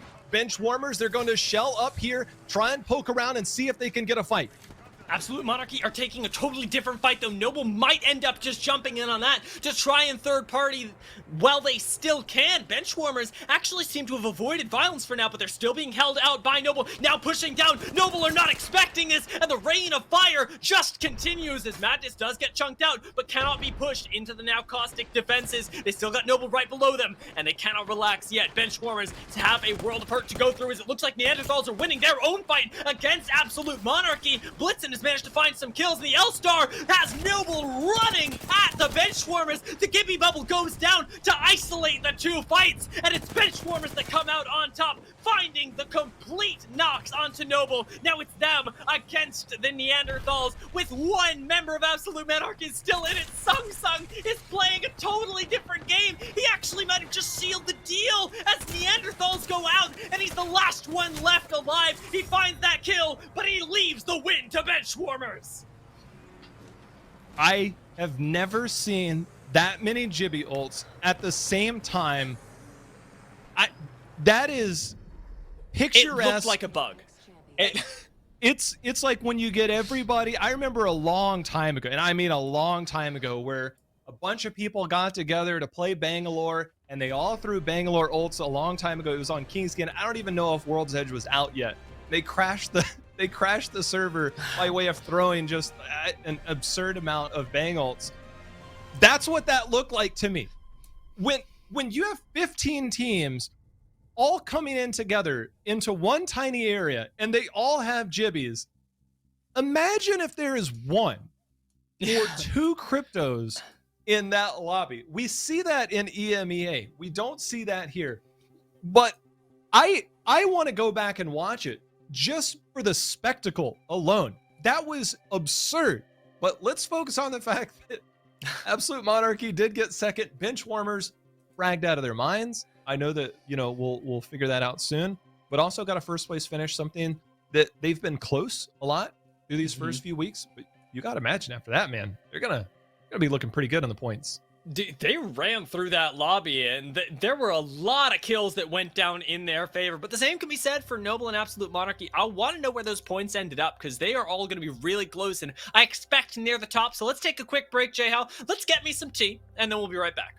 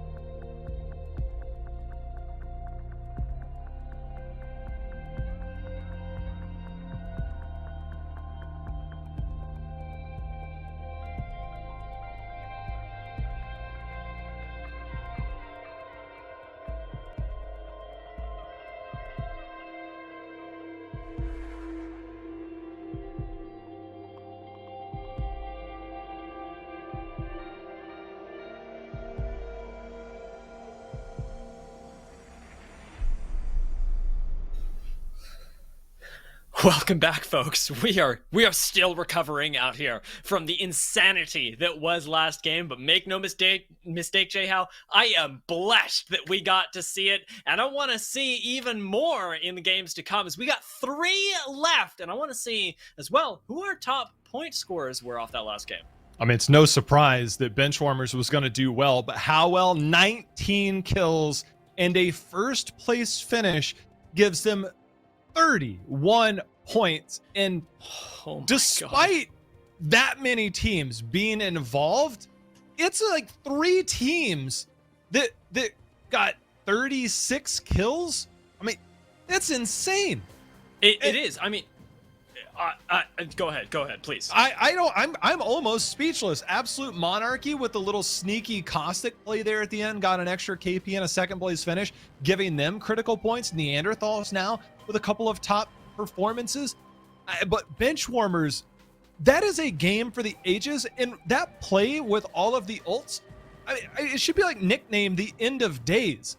I've never seen any. I've watched a lot of Apex, man. I have never seen anything like that.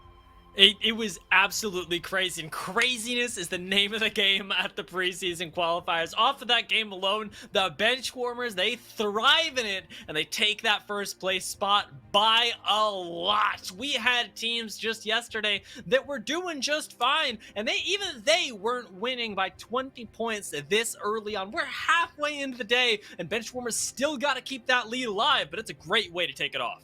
Think about how that game started for them. They got into Harvester, got 1 kill, but then things looked pretty dire when Sinus Please came over and got a knock, but they didn't follow up on it. That allowed Benchwarmers to get back into the game. They got the res, and think about what they did after that. It is unheard of that a team would suffer like that. And Sinus Please has to be looking back at that moment thinking, man, maybe we should have taken that team out early. It's like when you don't kill Voldemort, like when he's young and on the rise, then he might turn into an absolute monster. That's Benchwarmers. I didn't know any other reference. I'm just saying they should have killed him when they had a chance, and they didn't. The Voldemorts of Apex sitting out here slinging spells left and right. I mean, hey, it works. I understand the metaphor perfectly, and it's crazy. Bring up another crazy thing. 19 kills is as if they killed, of everybody that dropped in the lobby, as if they just killed one of your squad mates. As if everybody else was operating at that deficit. Because we are right next door to 20. Only 60 people end up dropping in. It's a lot of points to clean up at the end of the day, and with those top 3 teams cleaning up 36 kills, you put that together, and they've killed over half of everybody. It's wild to see that much gathering at the top, and so much of it has to do with the fact that it was our latest full squad wipe yet. You know, I want to talk about the way that Benchwarmers played that as well, because we did see a team of that choke. Remember that S choke that's just there on the northern side of Lava Siphon down on the ground? I said that's normally a good way to navigate your way in and maybe get some kills. They did that. Then they got the kills when the zone started to close in. They got the kills underneath that staircase that goes into the tunnel, and they crest up. And because of that positioning, the reason why teams like those positions, they like to come in with the edge of zone. It's because now there's nobody that can come in from behind. You can't be shot from above. The part across would just be shot by the tunnel team. And so Benchwarmers snaked their way through, played under there. They got those kills, played under safety, worked their way up, played behind the big columns there. They played that perfectly. They played the positions, they played the timing. It's no surprise that a team like that would be able to do that, but to see the end result of 19 kills is magnificent, and they earned it. They earned every bit of it. Yeah, and there were a few other teams there that did thrive that, while they may not have won, also very much earned their spots. I was really impressed by Neanderthal's ability to tango with the best in the late game, with Absolute Monarchy for being able to pull that out, for Noble for being able to control the center for so long. And I mean, even while we're talking about all those teams, we still had other squads that were taking chunks out of them. I'm thinking back to Lonely Fans, where they almost managed to wipe Absolute Monarchy. The fact that they survived is a story in its own. You know, I know that we have a few minutes here between games 3 and 4, and one of the teams that was noticeably absent was Sheesh. They played on the outside. They Valk ulted underneath the bridge that connects those two areas just north of Lava Siphon, and it was Casuals that ended up taking them out.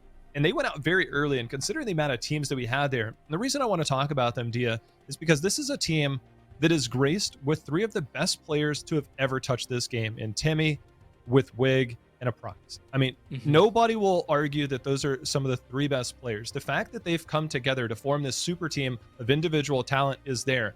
But there's been a lot of talk about them, some good, some bad, depending on which side you stand on. When you have a team like this that's so good and so phenomenal in their own right and have such a huge following within the community, they're bound to be talked about. But this is the only team that you can ever think of that's come together like this in such a short time, and they've been under this type of microscope. There has never been a bigger microscope on a team than this team right here. And some of the criticism might seem valid, but if we look at the results of what they've done in such a short period of time, I really don't think that they're given enough credit for what they've done. You can pick apart all the bad plays or the minor calls that you don't think are good. But imagine what this team will be like when they do round out and shape into form. I really think that we're overanalyzing as a community this team, because they have some of the highest potential that you will ever see in a competitive team based on individual talent. If they get it together, it's going to be fireworks for them in ALGS. And I think that one of the key things that we have to remember as well is that they've got the time to get it together. I mean, putting up points on these days is really big for them because they want to make it into Pro League. But with their performances so far, it's more than likely that they actually do. Given how they've performed through the finals, they should be made it to finals and then performed through the rest of the tournaments in the preseason qualifiers. They should be able to make it into Pro League alongside a lot of these other big names. And so the fact is that preseason qualifiers for them has been immensely challenging, but we can already see the improvements from week to week. They're our first team to pull out a win today, which is absolutely massive. And I'm looking forward to not just how they'll continue to grow inside of this, not just inside of next preseason qualifier, but in the expected Pro League, where they're expected to thrive as well. As now jumping into our 4th game of the day, we've crested that halfway point, already 50 points on the board for Benchwarmers. Question is, can anyone catch up? Because that first place spot, they are definitely going to Pro League. Are you surprised at all that Neanderthals is one of the teams that's running an Octane? I am. Given their general style, it doesn't make sense. And they're also running a Wraith. Normally it's one or the other. It's rarely both. Yeah, I was really surprised when they abandoned the sort of idea of Caustic being their everything. I'd expected them to be, of any squad, one that would embrace Valkyrie, Gibraltar, Caustic for everything that it is worth. But weirdly enough, this meta round, it seems like maybe because they played it for so long, they're actually quite good at taking it apart. They were one of the teams that used to run Caustic before anybody else did. Not that they were shaping the meta, it just fit their style. The fact that they abandoned it, it's kind of backwards from what you would think. It is intriguing. They've got completely different reads on the meta than anybody else. That at least we can be sure of. Neanderthals they are playing their own game, and hey, at the very least, it's going all right for them. They had a really nice game last time, and if they can have a few more of those, they can put some serious points on the table. As the first time that they ended up coming in our first week of the preseason qualifiers, they did get 9th. They did place top 10. They had 32 points then, so already doing quite well. I want to note as well, speaking of points that you've gotten in times past, Benchwarmers have already passed their personal best. The most they'd ever had until today was 47. It's been such mixed results for a team that you just kind of were waiting to explode. And now that they've done it, they've put themselves in front. But the thing about them, they are front runners. You give them a lead and they will continue to extend it. They are not a team that will, I mean, if it's last game, you might see a little bit more reservation towards those things, but they are not a team that's just going to sit back and let things happen around them. They will still be able to manufacture kills and look to be a team that just says, we are untouchable after game. They're not a team that's just going to sit back and let things happen around them. They will still be able to manufacture kills and look to be a team that just says, we are untouchable after game number 4, maybe even game number 5. It's very much possible. Yeah, they gotta get that momentum, or rather continue getting that momentum in their favor, though, because we have seen it leave some teams already, and to have this zone pulling actually relatively close to home will keep them from playing edge in the same way as they did last game, because they are so central. So many teams will want to rotate through Fragment West that they may have to hole up for a little while. You know, this is a zone that we see last week. Bench warmers had gone up on that ridge between No Name, the one that's kind of up near Epicenter. They had gone up there early. They got a read on that zone. I remember checking into that. Madness got a read and said the zone is there. They could be getting a similar read now. The problem that they had there, they actually lost a 3v3, something that we wouldn't expect from a team with that level of prowess with them. I think that they learn from those types of things. I don't know if they're going to look to play into No Name or whether they will go up on that ridge on that hill that is slightly to the left of where they're at. I wouldn't be surprised if they go up there to try and hold that, because that will be where at least one of the teams will control a lot of the territory of the surrounding areas in this next zone. Yeah, we can already see that out of Frag East, there is definitely signs of life as people want to get the heck out of here.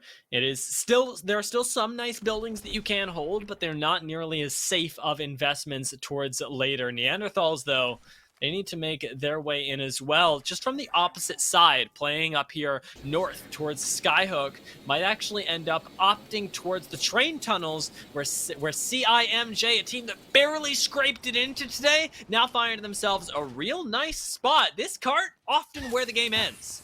They're looking for the long haul, the extremely long haul. I mean, you're going to see a team that when we check back in 10 minutes, if they're still alive and nobody is forced to fight here, they'll be probably sitting on maybe a couple hundred damage for one person and 0 KP.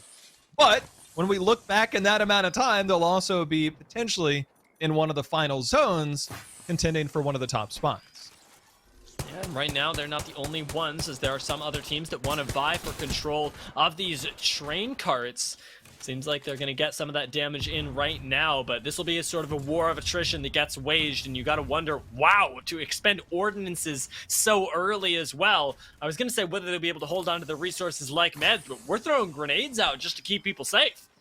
I mean, 78 energy ammo in reserve. It's not a lot. I mean, you're not going to be poking at all. I don't know what the other guns are. We saw one with a scout.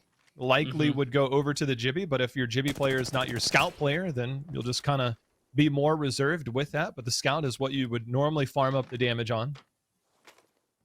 I like that. Speaking of damage farm, Lucas has taken the option to instead try and find some long-range shots with this. They are right next to another team that is really, really close to Lucas at the moment. And Noble do need to find a way to win this 3v3 if they want any hope of being able to stay confidently inside of this game. Absolute Monarchy holding up near the bridge right now. You and I have actually talked about this bridge quite a bit as Stomps. It's a little bit too much damage for trying to climb over a box, and it seems like Sleepy Panda might go down a little bit soon as well. I was thinking the bridge is a little bit of a bait later in the game, but it may have been a little early for Absolute Monarchy.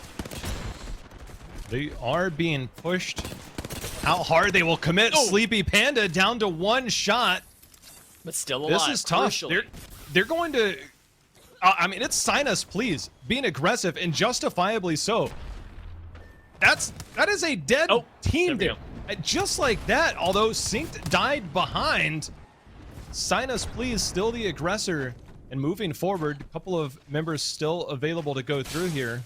That door just does not want to die. I know, I was like, something. There was a bubble that was kind of there. That was a really odd stuff. It seems like for right now they're going to focus, though, on getting their teammate right back up, as Sleepy Panda has to ditch the rest of his team. If you're leaving the 1v3 in the hands of anyone towards the late game, it is going to be Sleepy Panda. Is a star player for this roster for sure, but sign us, please. Make short work of that push, and seems like fight might not be done yet, is now holding this building with some cracked doors is still going to be a pretty tall order if the game starts pulling up here. Yeah, going back to the topic of that bridge, it is normally a trap. I think it's normally when you play to the western side of Epicenter towards Survey Camp. That's when it's much harder to rotate out of. I think playing more towards this eastern side is much easier to play. There's a couple of boxes right out at the end of it that you can play for cover. You don't have that same luxury when you go west. So I do like it on this zone, or at least I like it a little more. I wouldn't say it's a guarantee, but it's something that's a little easier. Meanwhile, Sheesh, after going out early, already has 1 KP showing up in the kill feed, as they're likely playing a little bit further out. No, Mika! Sussy Bakas Unfortunately, not having a good game here. If they're losing Mika early, they managed to make it pretty late into the last one, but not looking like it's going to be the same. And Sheesh maybe wanted to take their spot right now.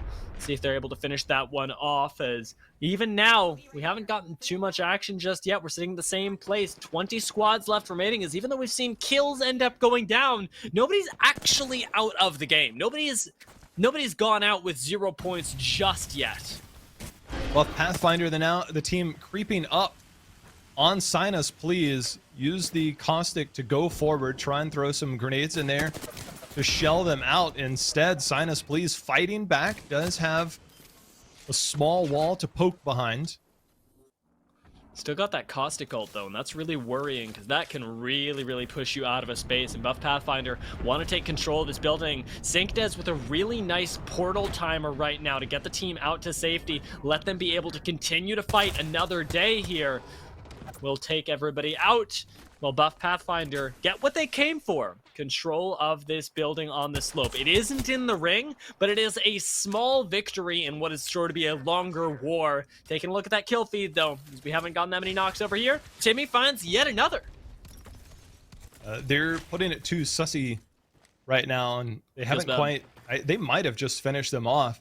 You know, we talk about Epicenter being another one of those spots where people go up there. It's just so hard to do anything from it. I don't think we've seen a team go up there with the zone reading pulling further east. It's not surprising. I just kind of expected somebody to be there a little bit earlier, but I think teams are starting to realize that's just not the place you want to be, because when it's time to come down, you're just kind of in the sight of everybody else around you. So a nice adaptation, I think, in this game. And it is the name of it, as Bad Boys adapting as well, are holding down here near Climatizer.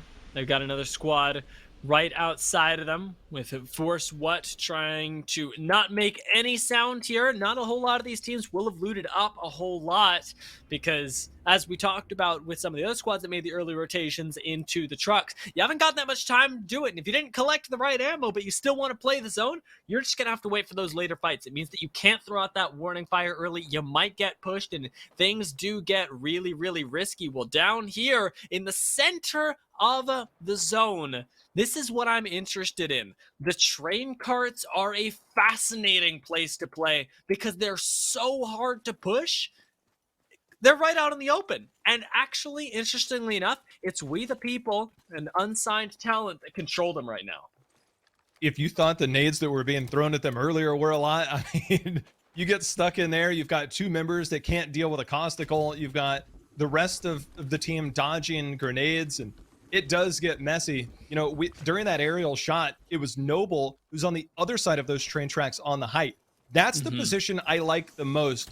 It's very hard to get behind a team on that side. There's just not cover for teams to get in and around that area. So this, I think, is a good spot for Noble to be, potentially long-term throughout. You know, they've had a rough, I would say a fairly rough last few games, mostly due to positioning. We'll see if this does pay off for them. Interesting. Seems like we got Neanderthals looking for a creative spot right now, a way up to the center that you talked about, how we haven't seen it played too much, but they're going to end up sticking to the low ground if they don't make it up there on their first shot, and that'll limit their options for later on. Of course, playing the height, not the end-all be-all, but playing down low here, I would say gives you even fewer options, because you don't get nearly as much poke, and you definitely don't get the KP. Ooh, a little off on the jump there. Creative angle. You know, directly in front of them to the north is kind of the bridge there, as it looks like they're finally getting scouted out. I'm not sure what the end game goal is here, but that's a lot of shots. But you mentioned going out of here. When you go southeast, there's the ridge and a team's going to hold you. With that new zip there, there's always a team playing height. We saw Sheesh win from there last week. If you go directly east, that's where you kind of run into a pinch between the team on the bridge and a team on that. Neanderthals has a tough rotation, to say the least. They do, and they're not the only ones. There are plenty of teams that are going to have to go through, the likes of Noble over here by Overlook. We took a look at Moaners, who Honestly, I'll also haven't managed to have super high highlights, as it seems like at the very least Noble is finding some, taking out the likes of Z Davis and G7 to Spellin and to Otama. Another team that I would say has had middling success, mainly because they're really good if they make it to the end game, but they keep getting taken out in the middle. Yeah, that's the most surprising team of all the teams that we've had a chance to talk about. Otama has been talked about the least. They had a very surprising performance in terms of, it was a good performance last week. They did really well in the semis. So they have, by their own regards, slightly underperformed here today and continue to struggle. We'll see if they can pick that up, as this is the Valkyrie ult of your nightmares. You got nowhere to go, bad boys, and that dome goes down. We'll see if they can actually fight this out, though, as the grenades do end up going out. And right now, there's a chance that they win this fight, even through the caustic ultimate, but losing promos is a bad start, and Akuma Ratz's defensive bombardment spells the end of them, as last minute look like they're trying to take a fight as well. That was a rough push. Oh, they got thirsted right before they could get them back up. They do have the beacon. There is a res spot somewhat nearby. Not out of the question that they could get that. It's not going to be easy if they do get it, but I don't think it's impossible. Well, I take that back. Now that we see that Bloodhound scan, yeah, it's going to be more difficult.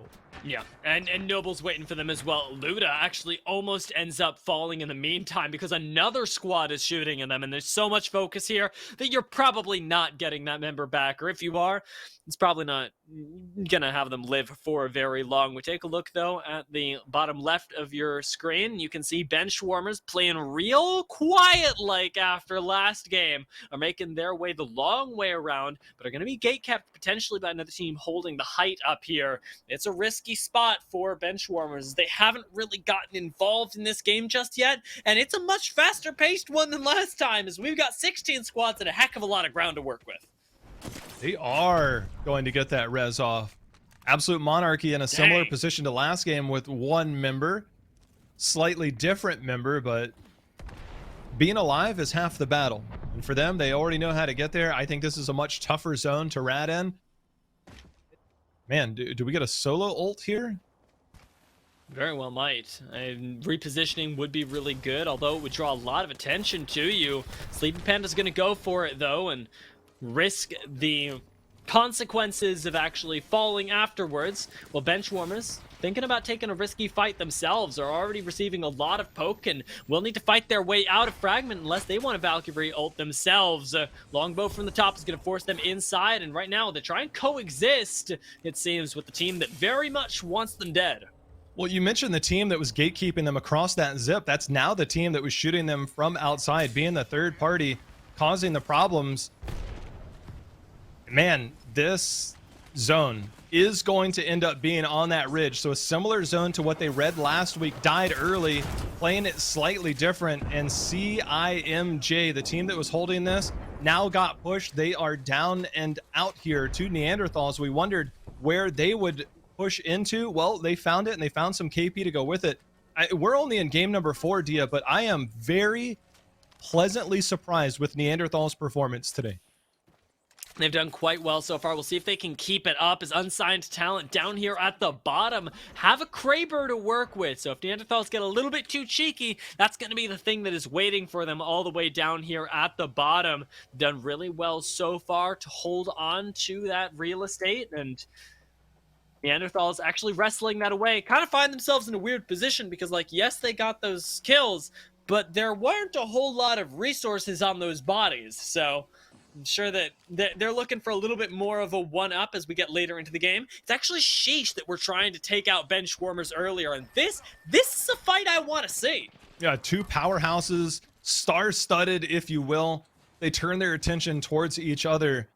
It is the ultimate test of skill and dominance. Right now, Sheesh looking for a new home. They are sitting on the Valkyrie ult. We know they love to use this to try and get into spots. When you see the zone and you see the next zone, one thing that is conspicuously absent is the lack of buildings. There is only terrain that you can really play around. On top of there, we are sitting at a large amount of teams at 15, and here they go. They're trying to Valk ult. Where they land, could be the difference between winning and going out early. Here we go. And they get the space to do it, and I really like the pings that they've laid down there, because you talked about it. It is this terrain, and specifically it's these small little rock outcroppings that they're going to have to play around, having to rely on the teams over here from Overlook not to take them out with these snipers, as Rakanishu is racking up the damage, already finding a kill. And it seems like in the lower half, We the People's team is hurting in a big way, and Unsigned Talent is going to go out right as this zone closes, and Chaos breaks out. Big fights on all fronts, and Benchwarmers is in the mix of that. Benchwarmers is now out, and it's Sign Us Please that got that, a team that needs the KP that's within striking distance. That's a big pickup for them. Meanwhile, Noble still playing on this side, remains untouched, and they have the longbow. They're trying to get involved and get some KP of their own. Unable to connect just now. Ult goes down across the tracks. 8 teams instantly, just like that, from 15 down to 8 very quickly, and we'll have a quick correction down to 7 here as things are going to close out in the open. That one truck at the far southern point might be the team that controls the destiny of several others around them, but Noble also will work their way across momentarily. You talked about Sign Us Please right after they took out Benchwarmers. They got taken out themselves, so it is anyone's game right now. Very well could be Noble's, as they've got a lot going for them up there on the high ground. Casuals, not so much. After finding a really nice fight early on around their own truck, find themselves a little bit lost as well with just Casual left alive. These 7 teams have taken a little bit of a breather, though, and chosen to try and relax as we're waiting for that next zone to close. We'll see if Casual gets chased down, though, as Lonely Fans are on his tail. You've got Buff Pathfinder underneath. You've got Noble at the top right, and you've got Sheesh directly in the middle. Those are teams that will all be vying for a spot. Other teams trying to close that gap. Meanwhile, watch the upper left of your screen. Uga over there, they're starting to circle the wagons a little, see if they can create some angles. Sheesh will be right in the crossfire of all the teams here, but it's Noble that's going down to try and take the fight versus Buff Pathfinder, or reposition and get an angle. And it's not just them that's fighting either. Sheesh is forced to bubble up on the high ground as Neanderthals are pushing them. It's 2 different fights going on at the same time, and Neanderthals end up finding the first knock, but they get knocked themselves, and a caustic gas is burning them. Somehow, some way, they come out on top, and now those resets, they gotta be sprint-like, as there are plenty of other teams that are coming for you. Noble and Buff Pathfinder, though, still fighting, and take a look. Lonely Fans are thinking about taking the high ground as well. Noble are hurting. They got no shields. They got nowhere to go. Rakanishu is running right into Lonely Fans. He's gonna go down, and Impulse is now the last member left up. Noble go out right here, right now, and we are at 4 squads left.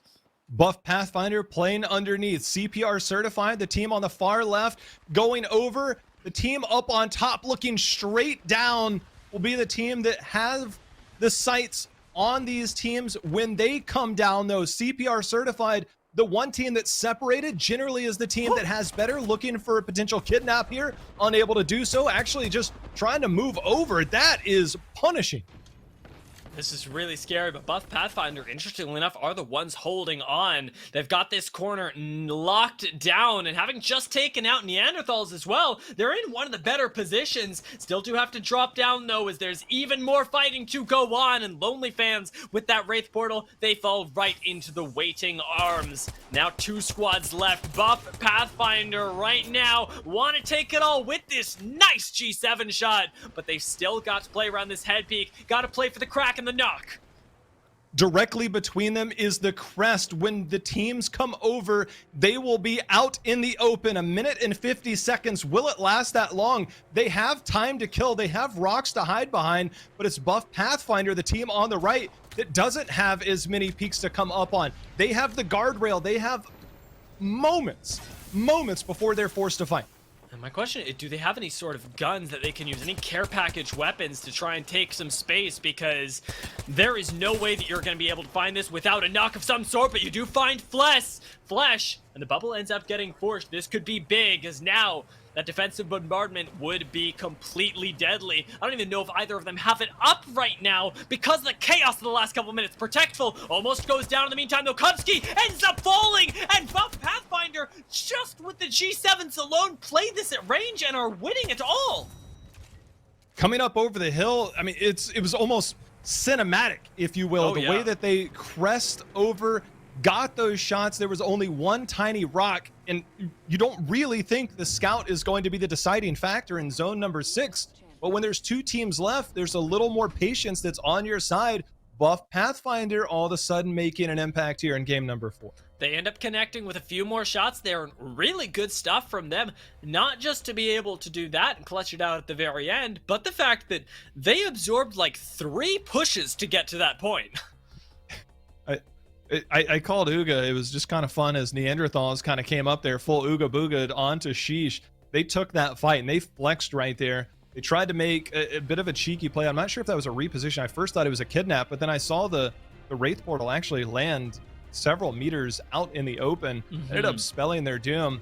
But Neanderthals, I think, salvaged a game where they had poor positioning early, but they started to really work in behind teams and got it there. So major shout outs to Neanderthals, a different approach than what we've seen historically from this team. Buff Pathfinder, a team that had high expectations coming into today, they're starting to make some moves and some headway with bench warmers going out early. Yeah, and my question now is, was it enough, or is it too little too late? How close are they to touching the top, as Benchwarmers didn't get a whole lot of points that game and might have just pulled this back into recoverable territory for a lot of those top teams. We're going to take a break. We'll do some math, and then we'll be right back.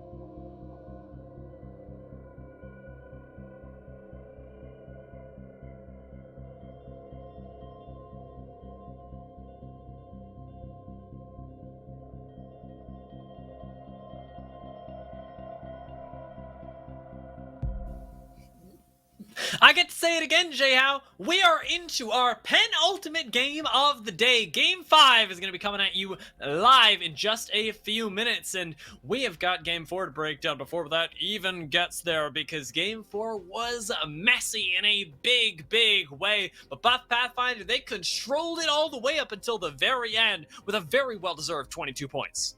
That was a fantastic game, and finally starting to see the full potential of Buff Pathfinder. They came close early on. Now they're starting to get some more points, potentially making things a little bit more difficult for Benchwarmers, who ended up finishing 13th overall with just 2 points. So opening the door for some of these other teams to come in, but now the consistency from CPR certified, I'm surprised by some of these teams that are showing up. Noble only got 10 points that round despite the premier positioning. Neanderthals continuing to be a top 5 team. I mean, they might not win, but they are now showcasing the consistency of potentially moving their way into ALGS by way of points throughout these weeks. Yeah, they're going to get darn close. I want to take a look at the overall standings and see how that's ended up stacking up, because you talked about CPR certified and how close they are and how consistent they've been, but there was still a 20-point lead for Benchwarmers, and thankfully for them, that's largely intact. Yeah, Sign Us Please has been the team kind of knocking on the door. It seems like they're close, but then you realize that 31-point game from Benchwarmers, along with their other decent performances, has created such a massive gap between them and everybody else. When you look at 2nd through 6th, they're all separated by 1 and 2 points. I mean, that's a close gap there. We're not used to seeing a team this far out in front. Those teams from 6th up are within striking distance, but with a team like Benchwarmers, they've got 2 games to go to put, you could even say, marginal points on the board to secure their spot tonight. It's not impossible for any of the teams to move up, but man, that's still a significant margin.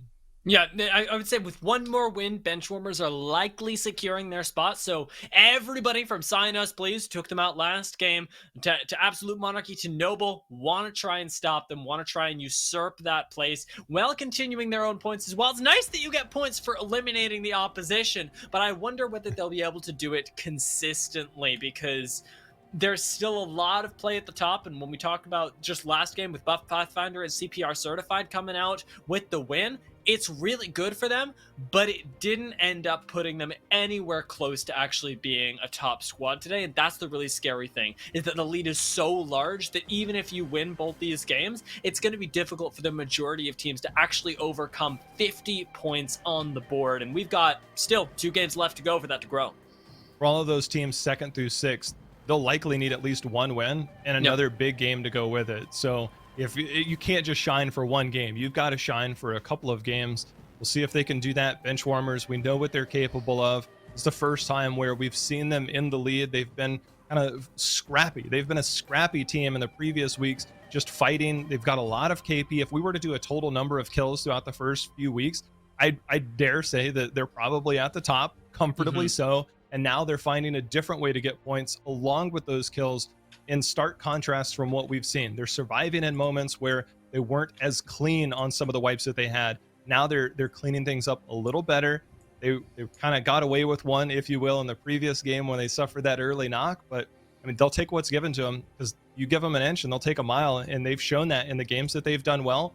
They've done so in dominant fashion, and they're very close to kind of putting that we need our spot in ALGS discussion to bed and seeing everybody in a few weeks. They're one of those teams that is also, like, among many, a team where it feels like that they shouldn't even be here by now. That by Preseason Qualifier 3, surely they would have made it out, and the fact that they haven't yet, but that they are so close here, makes it all the more tense, because that spot still can be usurped, as Noble know all too well that we've got a lot of chaos that can come in these final rounds. So I'm still looking down at other teams that are right below them. We talked about 2nd through 6th, and that's still, I can't do math. It's still 5 squads. There we go. That can make it up. And really, for one of those 5 squads to find not 1 and maybe even 2 wins in a row isn't really even that difficult when you consider the caliber of player that we're getting. Yeah, with all due respect to the 5 teams that are there, there's one name that stands out to me in the team that is able to get the placement and also frag out in those, and it is Buff Pathfinder, the team that won last game. So if they were going to run it, they might do so in kind of a huge run here towards the end, carry some of that momentum from last game. Got to be feeling pretty good about themselves after that performance. We know they can frag out. We know they know how to finish in the top points. I'd say of the 5 teams, they're the most likely. The other teams, we've seen the positioning, prime positioning, from Sinus Please, from CPR Certified, from Neanderthals. We've seen a lot of good things from them, but we don't see those overarching performances that you normally see, the 20, the 25 point games. I think Buff Pathfinder probably the most likely, but with those, we still do have 5 teams that are all there. Yeah, I'm waiting for Moners to show up as well. I was really hyped on them coming into the day, and it seems like their semifinals performance has taken a little bit of a lull this time around. So maybe they end up getting themselves a win, as we haven't had one team find themselves 2 wins just yet, and I really like it when we're able to get those repeat performances, because of course we got to be looking at the long run as well. We're looking at today. We want that first place spot, we want that win, but being able to come out with 2 wins on a day are going to be really useful when we start moving to match point later. It does seem like that's been kind of the formula for all of our qualifiers, is to have at least 2 wins on the day. I mean, of course that comes with a lot of points, so sure, that's a pretty easy formula, but that does seem to be a very common thing. But right now in game number 5, no repeat performances yet, despite one team being so far out in the lead. We'll get a chance to see if this game changes all of that, what kind of zone we get. Of course, we have gone almost everywhere except for to the northwest, as Skyhook has largely remained untouched, letting the Neanderthals sort of roam their way down willy-nilly. Maybe we get it brought into their home base this time. Maybe we get something pulling us around Harvest or Staging, as those zones also really exciting. As you and I know that we love to talk about that hill, there's plenty of options here, and we'll get to see how exactly this is going to play out. Who's going to be playing from their own house this time? Is, oh my god, I'm almost a genius. I'm so close to being a genius, it hurts. I'm like, oh my god. Be honest with me, you miss Skyhook zones. I'm gonna go with a yes, and you're taking a quick pause. Oh, sorry. Yes, my audio cut out. I'm here. This zone, pulling towards Thermal. We've seen a lot on that fence line. We've seen Sinus Please, the team that rotates down there in Countdown now. So when you see them in Countdown, they like to get the loot, get the armor from the middle, rotate through Landslide.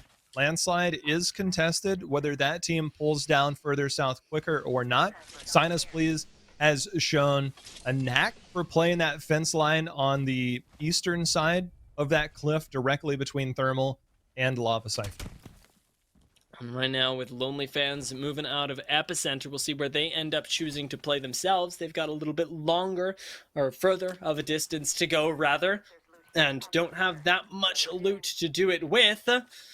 We've got plenty of squads from Climatizer as well that they could run into as we swap loot around to just make sure that we got the right poke on the right person. Talk about that Gibraltar wanting to get a little bit more aggressive. Now's your time, hero. You know, if I could play Gibraltar without all the nuances, I saw a tweet last week where it's like Gibraltar's the easiest character to play while simultaneously being the hardest character to play. It's easy to do the easy parts because there's a lot you can get away with and help your team out. It's very difficult to do the hard parts, which is kind of what separates good Gibby teams versus bad. For a second, I was like, wait a minute, are they being pushed? They're not. But yeah, I would certainly love to be the longbow member or the scout member by playing a Gibby. It's a lot of fun when you're the only one that gets to shoot. It's a lot of fun. Yeah, it feels great. As well, I suspected that that's what we were looking for with the Arc Star as well. I was also curious, and I was like, I bet that you pull that out every time you get on a zip line, just because the chance that you stick somebody would make the most incredible highlight of your life. So you may as well go for it. When in doubt, always go for it. Look, I mean, that's the joy of playing pubs if you're a streamer. I mean, it doesn't matter if you succeed or not. Nobody's expecting you to 1v3 every fight. But if you pull off those plays, put it on your Twitter. Nobody saw the other 20 bad plays you made. They see that one good one. Trust me, I know. Oh yeah, it is it is a game of picking and choosing your moments, and that is something though that I do really like about the Apex, not just community but play style as well, is that it doesn't even at the highest level necessarily matter if you're able to take every fight that is just absolutely super low odds, but when you are able to take a situation that shouldn't work out in your favor, or take a position that you have that is good and abuse it, that's what separates, even at a team level, the goods from the greats. And we get to see that play out time and time again, not just today, but especially I'm going to be looking for it in the Pro League as well. As what is happening here? I think they're joining their long lost teammate. They know that there's no way because they're occupied with the team next to them. You know, you talk about the different play styles. I want to shout out somebody, a profound member of the community, Rain Day. He put together a video.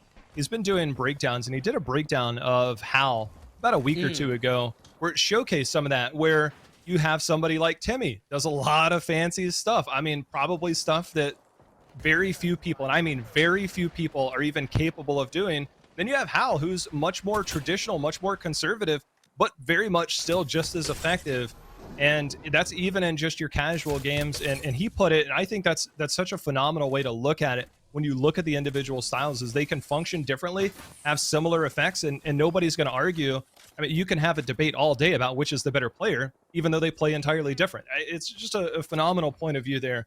I'm really glad he's put that together for the community to kind of keep an eye on and understand the differences. Yeah, it starts to sing the praises of a lot of players that maybe we aren't yelling the names of every time, but that are able to be just very consistent sort of building blocks for their team. You know that they're going to be there. You know what kind of performances they're going to output. At the same time, being able to appreciate all the highlights that get put out, much like G7 has tried to put out with his charge rifle. He's trying to usurp the title of Rambo with the 3X here, as he did almost find a knock earlier, and has really been farming it up with the Evo.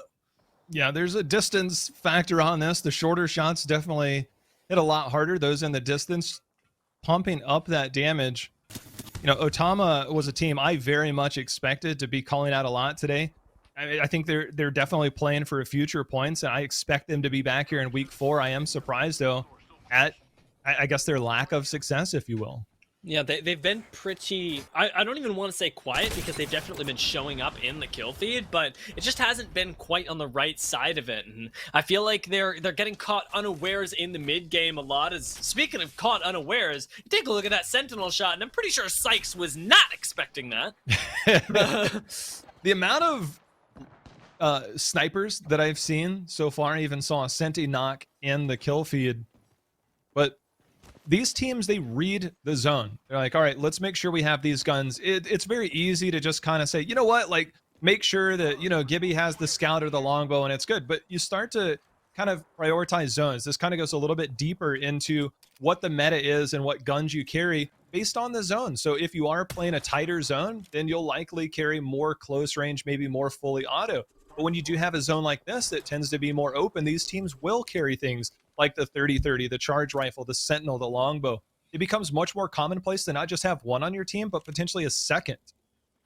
I really like when pro players start doing that as well, like prioritizing exactly what kinds of guns they want for what engagements, because it is something that I am not at the level of yet. I just pick my favorites and I go. It is much too much fun, and you see a lot of teams try and go with that style too. But moreover, it is that sort of knowledge and reading that does end up being favorable. Speaking of reading the zones, we take a look over here at the south, and it seems like Noble have gotten themselves in a pretty good position, albeit a little bit of an unorthodox one for how early in the game it is. Well, this goes back to what they did last week. That truck you see just to the left of the tree there, they did a similar thing last week where the zone, it was a little more favorable to the west side towards thermal, and they stayed in that, waiting for that zone to play out. They let the rest of the teams figure out what's going on.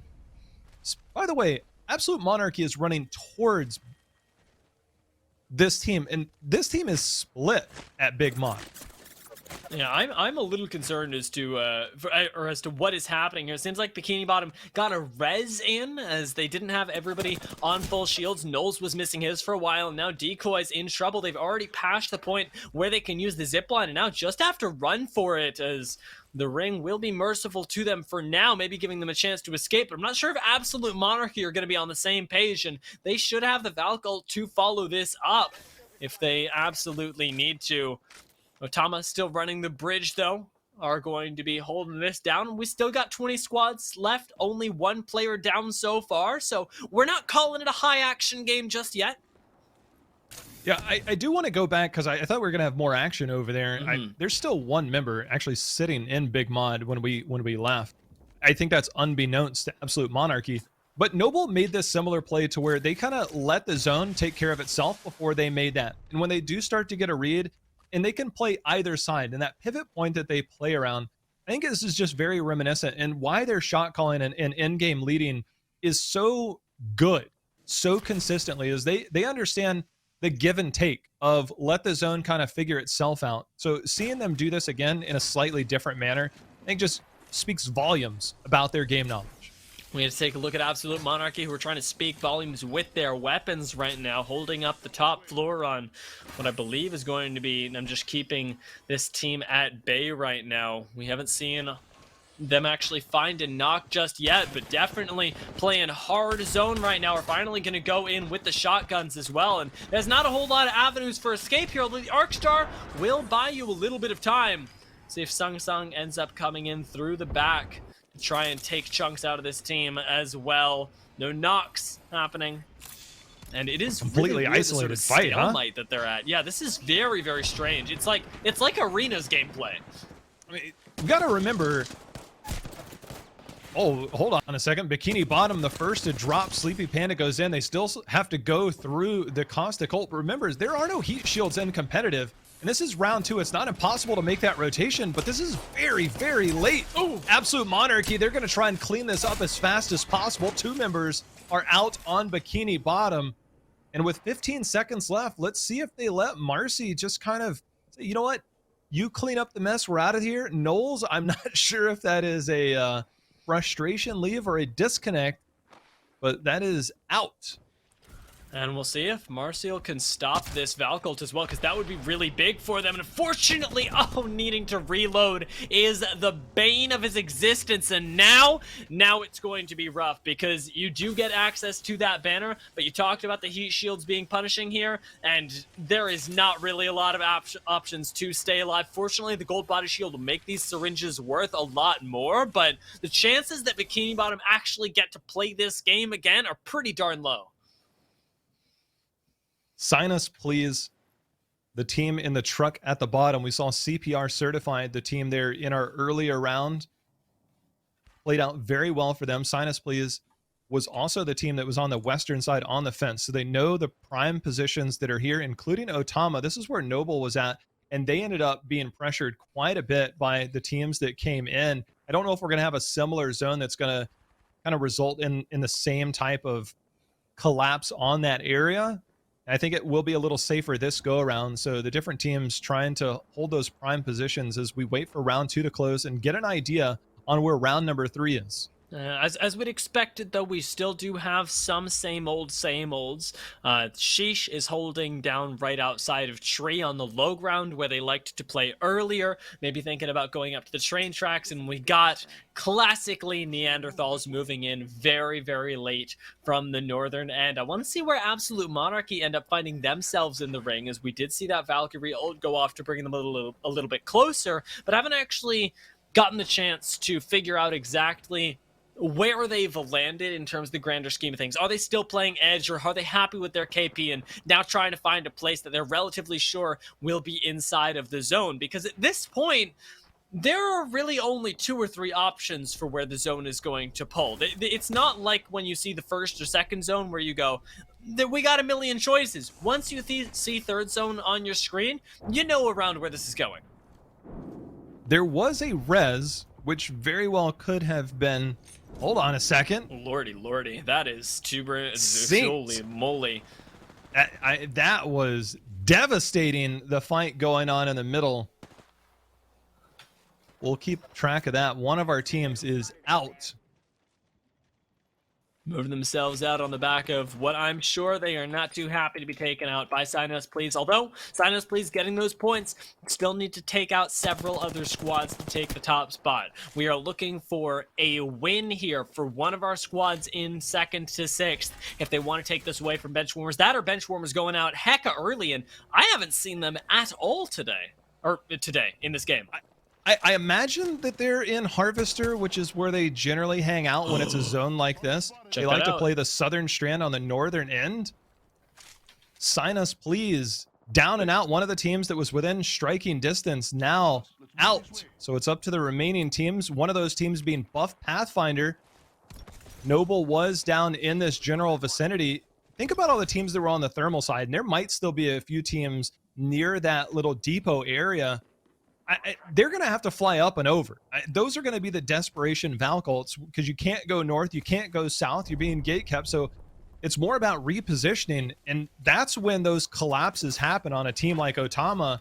And wherever somebody lands, there's normally another team shortly after to follow for a third party.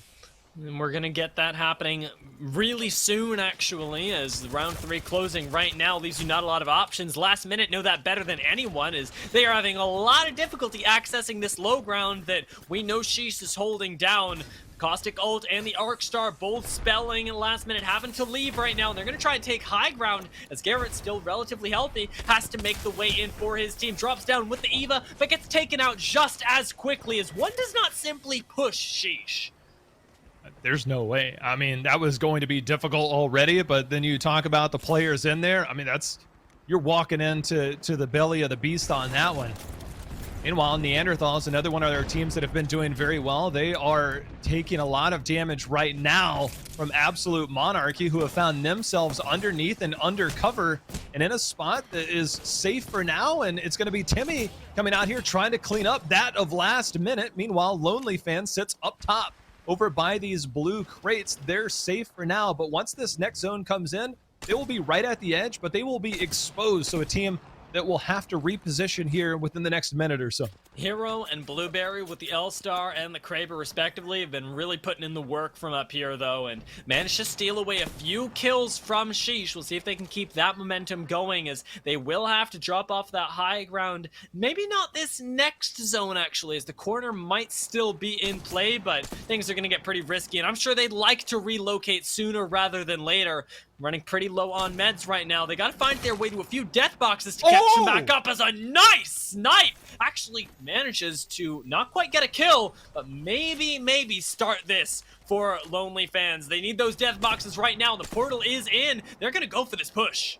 Yeah, they're portaling so they can have a point of retreat if need be. They weren't able to get there quick enough, so I don't know if they've been able to full heal off of this. So in they go. They do get the re-knock there. Nice. Down goes one. They're going to clean that up. I don't know if they want to force this too much. There's still a lot of teams in the vicinity. So Bad Boys just playing defensive with the bombardment that will go out. And now as a 2-person squad, will have to work their way in this next zone with 16 squads left. You can play under the bridge.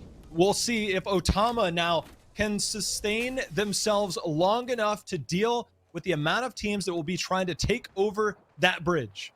I like that Lonely Fans in the meantime as well manage to retreat. They don't try and over push or burn the bubble for finding that loot. Instead are going to go back for it now, although wanting to play around that ring is going to get a little bit risky. Now taking to the bridge instead of the high ground that they already had to try and control this lobby even more. And Hero, oh my lord, he finds flesh on that push, but loses a member in the meantime. Is also rated, ends up falling down with the bubble out. It's still not stopping the damage from the Caustic, and Hero needs to live up to his namesake once more along with Blueberry. They're making a push into a full 3-man squad, and it is not going well. As Buff Pathfinder, same story is being told over here. Malice Mamba's now the last one left alive, and popping the bat behind his teammate might just get himself right back up. Ends up going down though, and that is another squad left out. 11 teams remain, and the Lonely Fans continue on their mission to save their friend. I don't know what happened with that. They're managing to salvage it to some degree. Meanwhile, watch that kill feed. It looks like Rambo gets knocked in there. Benchwarmers, the leaders right now, they haven't been very active in the kill feed. We see them on the receiving end. Meanwhile, we'll keep our eyes here on Unsigned Talent, a team that came in, got some KP of their own, rolled, now have plenty of loot in their favor. But it's no surprise that the team in the truck at the bottom now is going to be near the top. That is Timmy and team going in and getting some kills of their own. And take a look at this. Lonely Fans managed to get a res amidst the chaos while everybody else is fighting around them. Absolutely crazy that they had that going on for them, and now they still managed to run the lobby up from up here on the bridge. They actually managed to find a knock to Bad Boys on I'm Madness, and might be taking out the Benchwarmers right here, right now. Only one member left up, I believe. We haven't taken a look at them in a while, but they got this care package right next to them as well. And from Hero, quite literally, might be going even further. Bad Boys want that care package. They want what's inside of it. They want those loot crates, and they should have the bubble to be able to secure it all. Yeah, they did get the res on Rambo. I'm not sure if he went down again. I saw him get a knock shortly after, and it looks like they did regroup. So Benchwarmers still with a lifeline, literally on their side, quite figuratively, not the real lifeline. But now, where do they land? They're going to make a very aggressive play. Lonely Fans, the team that came out on top, now they are the ones moving forward, and that is Benchwarmers out. I believe they had some KP, so they go out in 7th, but we'll see the points later on. We'll keep our eyes now here. Lonely Fans with a dominant position on top of the tracks. But Sheesh are still in this, and the last time we had a zone like this, it was Sheesh that came out on top. Lonely Fans have got to watch their back, as Dome underneath is the thing that's drawing their attention right now. It seems like we've got a few more kills going down in the feed. We'll see how this ends up shaking out. 5 squads left, and Unsigned Talent, they are honestly running this lobby from below right now. Over here, the streamers in the left-hand corner, they're the ones you got to look out for, is underneath the bridge as well. Absolute Monarchy want to find their first win of the day. Almost identical ending to that game that Sheesh won. You are exactly correct. And they're almost in an identical position. They ended up going slightly south. Their shot calling, at the time, there was a Valk ult that went out, and it ended up paying dividends, albeit a little awkward towards the end there.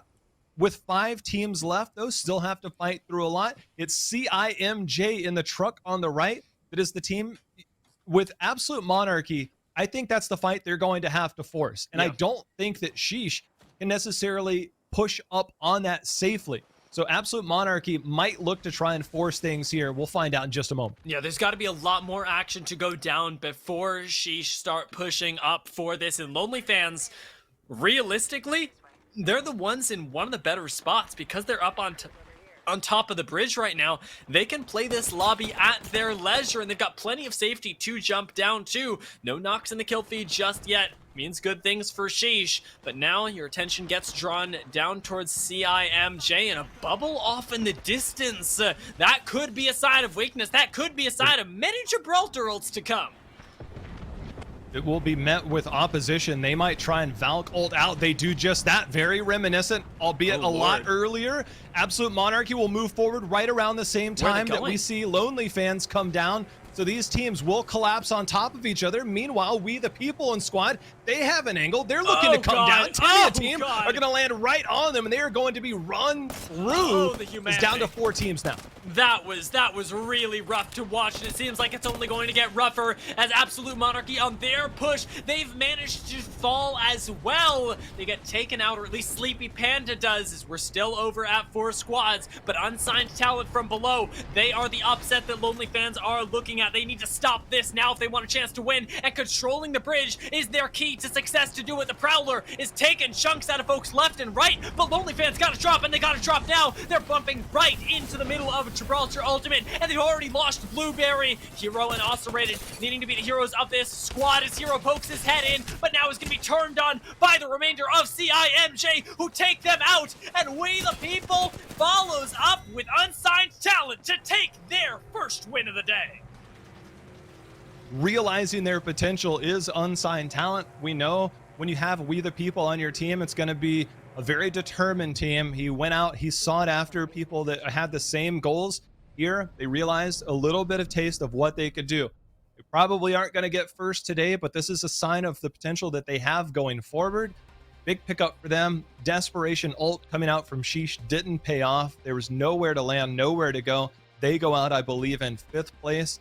So I don't know if a lot of teams were able to close the gap onto Benchwarmers. We'll find out soon. But I mean, Lonely fans, the fact that they recovered in the middle of that, man, and then get the res off in the middle of all of that, right on the train tracks. That was quite a fun game to watch there. It was really, really crazy stuff, and there was wilderness all about it. That Valkyrie didn't pan out. Man, I'm gonna have nightmares about that for the rest of for the rest of my life, most likely. But before I do that, before we take off for the night, we still got one more game, and you do not want to miss it because it will determine who moves on to the Pro League. So we're gonna take a quick break, and we'll be right back with your final game of the day.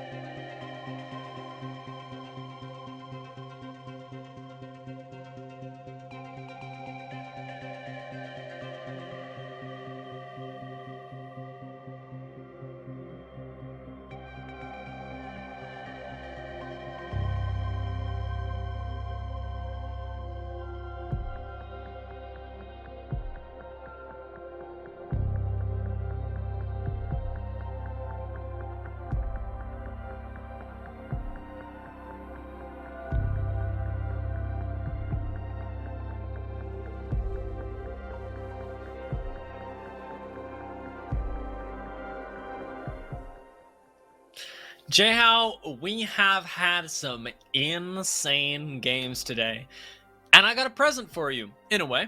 We got one more, so let's find out what sort of chaos is gonna go down there. But before we do, it's worth appreciating Unsigned Talent, who got 26 points last round. Yeah, I don't know if that's enough to really get into contention today, but that is certainly a big game, our second biggest game of the day, behind the 31 points from Benchwarmers earlier. Lonely fans showing that their rotation in paid dividends as well. CIMJ, they were supplanted very firmly in the middle of the zone. Didn't quite work out as well, as they only got 4 kills, but they did get 13 points as a whole. Sheesh would have liked better positioning, but 12 points for them. Not too bad for those teams sitting 1 through 5. Yeah, especially given how close they are and the fact that they managed to double Benchwarmers' points there. I mean, because it's all relative to the first place spot, and so they're actually catching up, and Benchwarmers managing to still keep that lead alive, but Lonely fans, they might be supplanting them soon. Wow. I didn't expect it to be this close, so only 10 points behind. Not unobtainable. Absolute Monarchy, 15. Unsigned Talent, 44. If they have another game like they did last time, could be the surprise run. I'm a little off. Maybe it was enough to put themselves into contention. I mean, there's 17 points behind his Unsigned Talent. not unachievable, just highly unlikely. Yeah, this is definitely a game where we gotta keep our eyes on really those top two squads. Lonely Fans and Benchwarmers seems to be who it's between as they fight tooth and nail for that top spot to get themselves qualified this week for Pro League. And I gotta say, Lonely Fans, having come in just last week and finished 18th, to be in contention for the top two going into our last game is a huge leap. What a story that would be, huh? I mean, Yeah. I don't think anybody expected them to be here. I don't think anybody expected them to be in this position. But even if they don't get it here today, that's a potential for next week. I don't know, but it's time. Game number 6, final game of the day, and it's Benchwarmers, who everybody will be watching in the kill feed on whether they go down early. Not their forte to go down early, but with teams knowing their rotations and knowing their landing spots, we'll see if the zone maybe tells a different story and changes the pace. And I think that, while Benchwarmers may not be going down early, the thing is that not a lot of squads are. And if we get to that 3rd or 4th zone and Benchwarmers get taken out, they could still be going out at 18th or 17th. And they haven't really been at their highest high since game 3, so if anything, pull out all the stops now. Get your mechanics on that 100 level, because you can sleep all day tomorrow. I don't care. If you qualify for Pro League today, that is 3 weeks of hard work paying off. And Lonely Fans, they got to do exactly the same thing on the other side. One of these teams isn't quitting. We're going to find out who as we get that zone I prayed for, J-How. And I am so happy we're ending on this.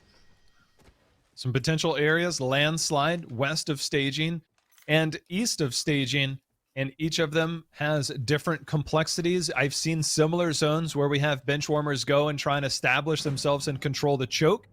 Whether they're feeling as confident to do that with their potential spot on the line today, I think it's fair to say that after this week, they'll probably be qualified no matter what. But saving a week of play and another weekend, something they're probably looking forward to taking a break from, knowing that their spot is there. Definitely so. I know that this past weekend has definitely been really difficult for them. I think they're one of the teams that have been more outspoken about the amount of hours that they've put into the game, and are definitely coming up real tired, but they've got to push through now, because it would be all for naught. And maybe not entirely, as they will get some points, but I know that a lot of these teams will feel like that. And I got to feel for Noble as well, who have, again, made their 3rd qualifier and aren't even a team that we are talking about as we approach this final round. Has got to be taking its own toll on them, and I'm keeping my eye on them in the kill feed as well to see if they can keep it together going into this 6th game. I mean, 2 second place finishes being so close, and I believe last week only 2 points away. They've been just single-digit points away from winning in the first 2 weeks. Certainly a difficult spot for them. Unsigned Talent is actually going to be one of the teams to hold this choke here. This is normally one of the more dominant positions that you'll see teams take. You don't normally just push straight through the tunnel. You have the caustic traps as kind of the area defense to let somebody know. And this is the rotation I was mentioning. This is the spot where we do see Benchwarmers often take. They're not looking to play tunnel. They could poke their head through there. They definitely rotate here early when the zone does pull towards staging. Yeah, and they really like to look out at the north as well, make sure that they can pick off anybody who's rotating in late, because this team is sort of like Sheesh, made up of really just mechanically talented players that all got together and went, hey, do you want to absolutely pub stomp in pro lobbies? And they haven't made it there just yet, but they could very well qualify off the back of this and achieve their dream of proving themselves. As Otama, who have been pretty quiet in the last couple of games, they want to make a big splash early on as well. They've already found some nice G7 scout shots and now are pushing forward for the last kill on Sussy Bakas. It is worth chasing when it's this far out, but they definitely still need to make sure and secure those two. Those will time out, but getting those thirst, they know where they're at. I don't really know where we go from here, but back to the point of unsigned talent. Yep.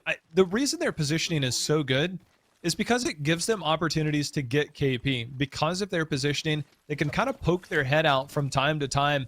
If it pulls more towards that hill, they're always going to have sights on teams rotating through. They control a lot of rotations, teams coming from Harvester. If they are going to get KP, it will be in that position, and they don't have to risk a lot in that way. So I love the fact that they've established themselves there early. We'll see what they can make of it, as Neanderthal is already being kept out from their rotation over to the west. And this is the one that was taken earlier by bench warmers, and Neanderthal's not going to be able to follow them out, or going to have to go either through the north or take the really long way around. It seems like they're going really long way, as they do not want to contest whatever monster they faced up against inside of that train tunnel.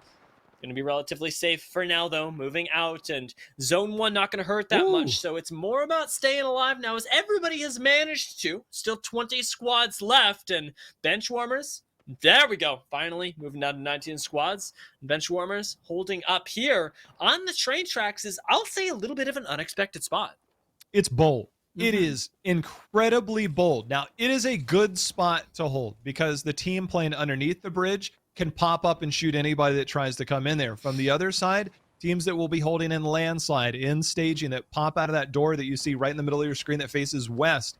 That's why it's so hard to push those. But we've seen teams that have just gone full ape mode and gone towards that. This is huge. Sheesh with double purple and a blue will run through here. They've got 1 knock so far, make that 2, and now they're looking to be the aggressors in the general vicinity. And Sheesh, however, I don't think is going to be that type of team that will ape a truck like that with bench warmers in there. But importantly, they did manage to take out bench warmers' biggest competition. That's 2 members of Lonely Fans gone now. And how massive is that to at 19 squads be almost completely taken out of contention? You got to come back up and find your squad, because otherwise there's no shot you take down bench warmers. They were the only team that was close enough to just have an average game to be able to make up that 10-point gap. So yeah, that is a big kill there. I'm glad you pointed that out so early in the game. The other teams would need massive games, being down 17 points or 15 points on that, have a mountain to climb of their own. So bench warmers gracing with that. I think an excellent point there. Bench warmers got to be feeling good after that. You got to PayPal Sheesh later, because holy moly, that is so incredibly valuable at this point in the game. And remember that Sheesh, they aren't even really one of those squads that we're even thinking about when we talk about teams that can usurp the top spot. So we got to look down further at teams like Absolute Monarchy as well, who you mentioned are 15 points away. It's a big game for them to put up. And I'll be honest, their performances recently haven't shown them as being up to the task. But maybe this is what gets them going. This is what revs them up, because we're only 1 squad down, and still we've got so much game to go. We'll make that 2 down really quick, and that is Otama, I believe, taking care of the final member there. Completely gone. 18 squads, 52 members left, a couple of people missing throughout this. I'm still very surprised at how aggressive this position is. I know defensively it's strong, but there's always a risk at holding this corner where we see bench warmers. As we creep up on this, they can poke out. Remember, for bench warmers, even if they were to say get 4 to 5 KP and a top 8 finish, that's still a big amount of points to distance themselves from their threats.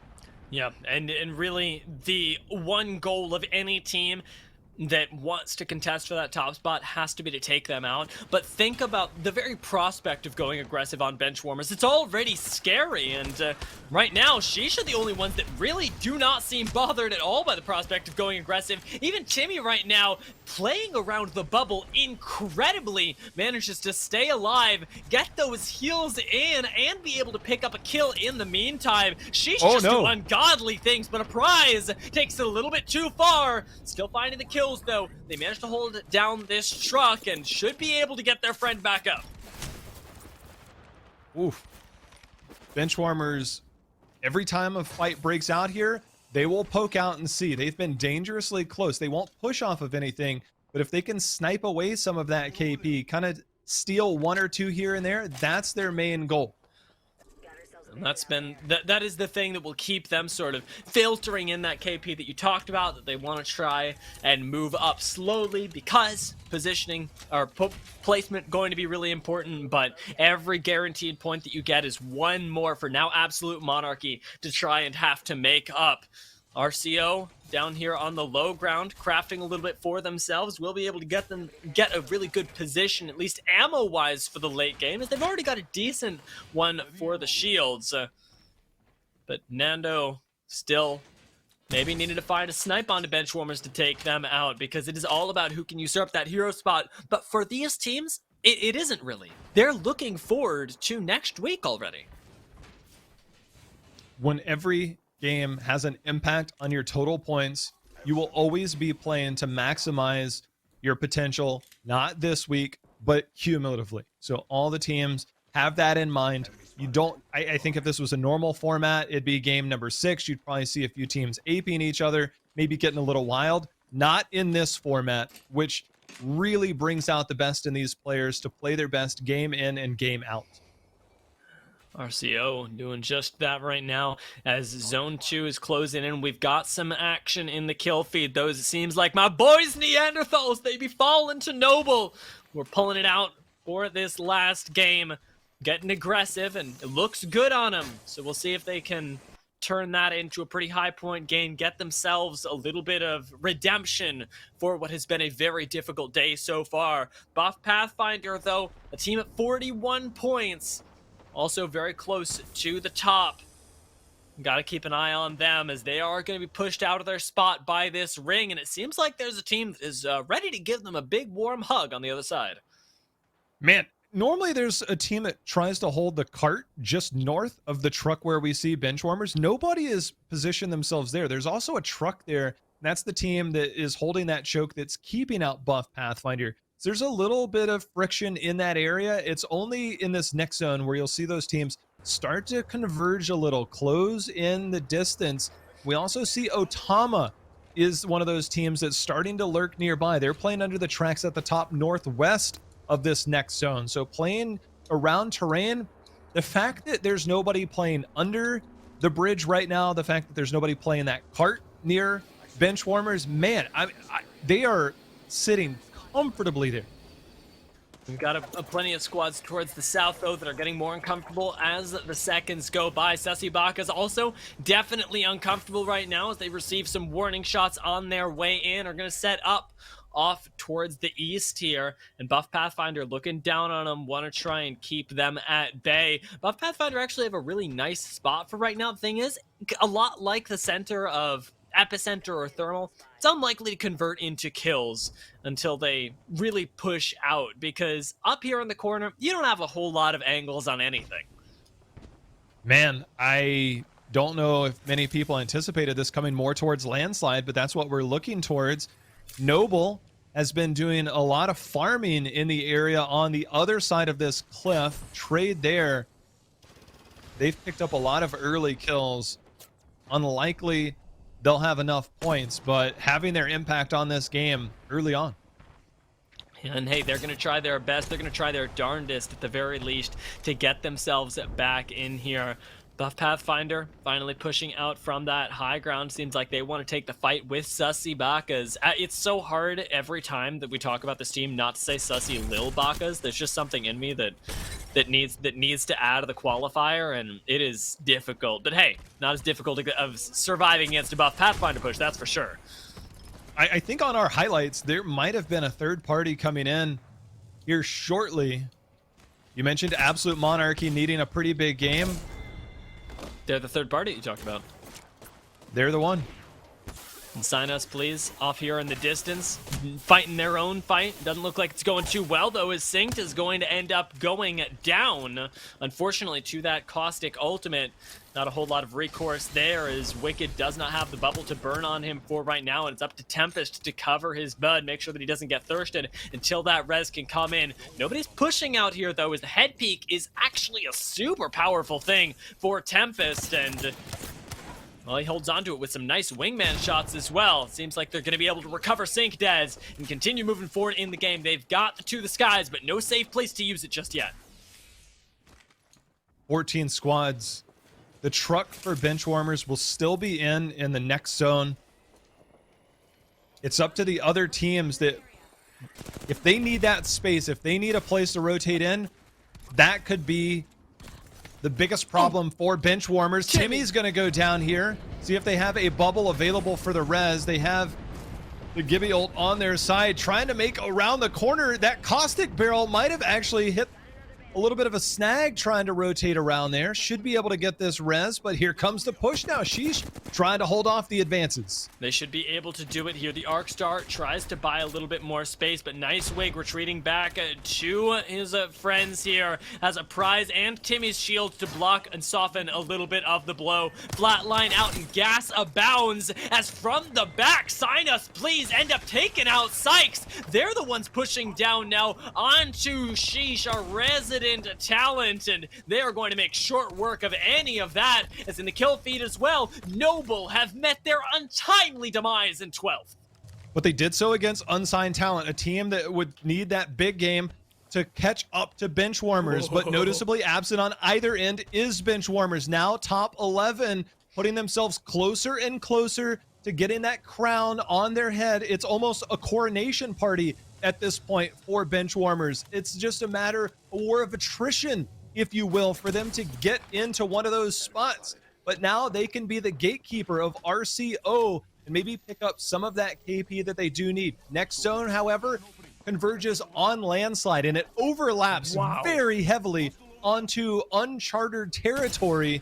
So going from zone 4 to 5 is going to be so hard to get these teams in that Benchwarmers might look for an early fight. Yeah, this is really tough zone to play because it's sort of, I'm not trying to say artificially much smaller, or I guess in reality much smaller. In RCO, they want to try and use that redeploy, it seems like, because they're scouting out as to whether it's available, but they can't push anything because Benchwarmers are off to the side of them, and they do have to take a fight if they want to move up on these crates. It's leaving them between quite literally a rock and I guess a hot place, as the zone would singe them on its way in. With 20 seconds left to decide what on earth they're gonna do, I gotta be looking towards that Valkyrie more and more.